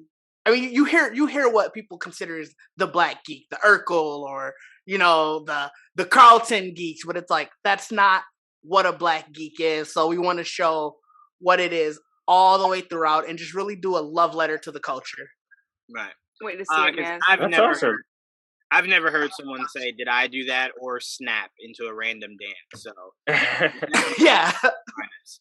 But yes, the Oscars are tonight, guys. Have fun watching it. As long as Denny wins and Dune wins, that's all I care about. So nothing else. Will Smith is my prediction. I'm saying it right now. I have my prediction. It's Will Smith. That's all you guys need to know. Look, I do think he wins. Let me say this, Jayla. Let me say this, and this is very controversial. We're getting out of here. If Will Smith doesn't win for King Richard, Will Smith will never make a movie that will ever be on par for an Oscar nomination like he is for King Richard. I am making credit where credit is due, man. Interesting. After all that talk of peace. No, but here's the reason why I make that hot take. And I know how the Oscars are and how they vote movies. I get it. But Shape of Water won, so that should change that outcome. But to me, the fact that I Am Legend is looked at in the same regards as King Richard is why I feel as though Will Smith cannot top what he did for King. And I don't mean that like he acting-wise can't. I don't think the Academy will ever take a movie as seriously as they did for King Richard that Will Smith does. He's my prediction for tonight. So I hope he wins. I really hope he wins because me and you both. He deserves it. He definitely deserves these kind of movies like once every 5 years, and it's. I feel like the two big ones, like that, like if it's not either one of those two, like Twitter will be like up in flames. It's probably like him or Andrew Garfield. Oh, yeah. Andrew Garfield definitely. No, I won't rule out Denzel. No, but like those are the two that most people are like, no, it's got to be either one of those two. Well, like I'm saying, like it can be like it's literally anybody's game, but like those two are like I've been seeing the most, where it's like it's either Will or Andrew or like Bay Riot kind of thing. I will say again, if Dune does not win, I will never watch the Oscars again, and I will only watch the awards. Fair enough. Fair enough. That's all I'm saying. See, I get people say it every year. People say it every year. Oh, I usually never watch the Oscars, so yeah, fun year to start. Yeah, that'll be pretty easy for me. But again, thank you guys so much. And again, leave in the comment section your top 7 Jokers, from best to worst, worst to best, however you want to do it, and let us know in the comments what other lists you guys want to see us utilize. And we'll get together and we'll see if we can't, drum out some of those lists for you guys. So just be heavy in the comment section, like, comment, subscribe, and we will see you guys this Wednesday. Oh my God, it's true! Marvel Cinematic Review for Moon Knight. We will be back to break down. Oh, it does start Wednesday. It does start. Oh, I'll reach out to you and see if you want to join the MCR. What the MCR is, I take a whole bunch of different geek groups, and I bring them together to break down the Marvel shows. Okay. So I definitely know you're gonna join for the Kenobi series when that comes out. So I'll see if you're free for Moon Knight. Okay, make definitely. You guys tune in 8:30 Eastern. We will be going live to break down the first episode of Moon Knight. And when I say Blake, So exciting! to control himself, I promise you he won't. That's how good he is. So stay tuned, guys. And Blake, make sure you have that stack of Moon Knight comics Yes. stand by to show off. I will. I'll save it for that one. I'm sure you do. And the pop that Sabrina got you. I need that pop. Yeah, I have them behind me. I'll have to have them set up here somehow. Yeah, you got to have them set up there. Can't But wait all to right, see the Moon guys. Knight set up. Oh, absolutely. So I can't Yeah. wait to see everyone's Moon Knight. And shout out to Dakota. He's making our intro. Yay! Ah, Cannot yay! wait to We see love that. you, Dakota. So yeah, it's what we put together is really crazy. I can't wait to showcase it this Wednesday. So till then, guys, thank you and peace. Thank Peace. you. Bye-bye.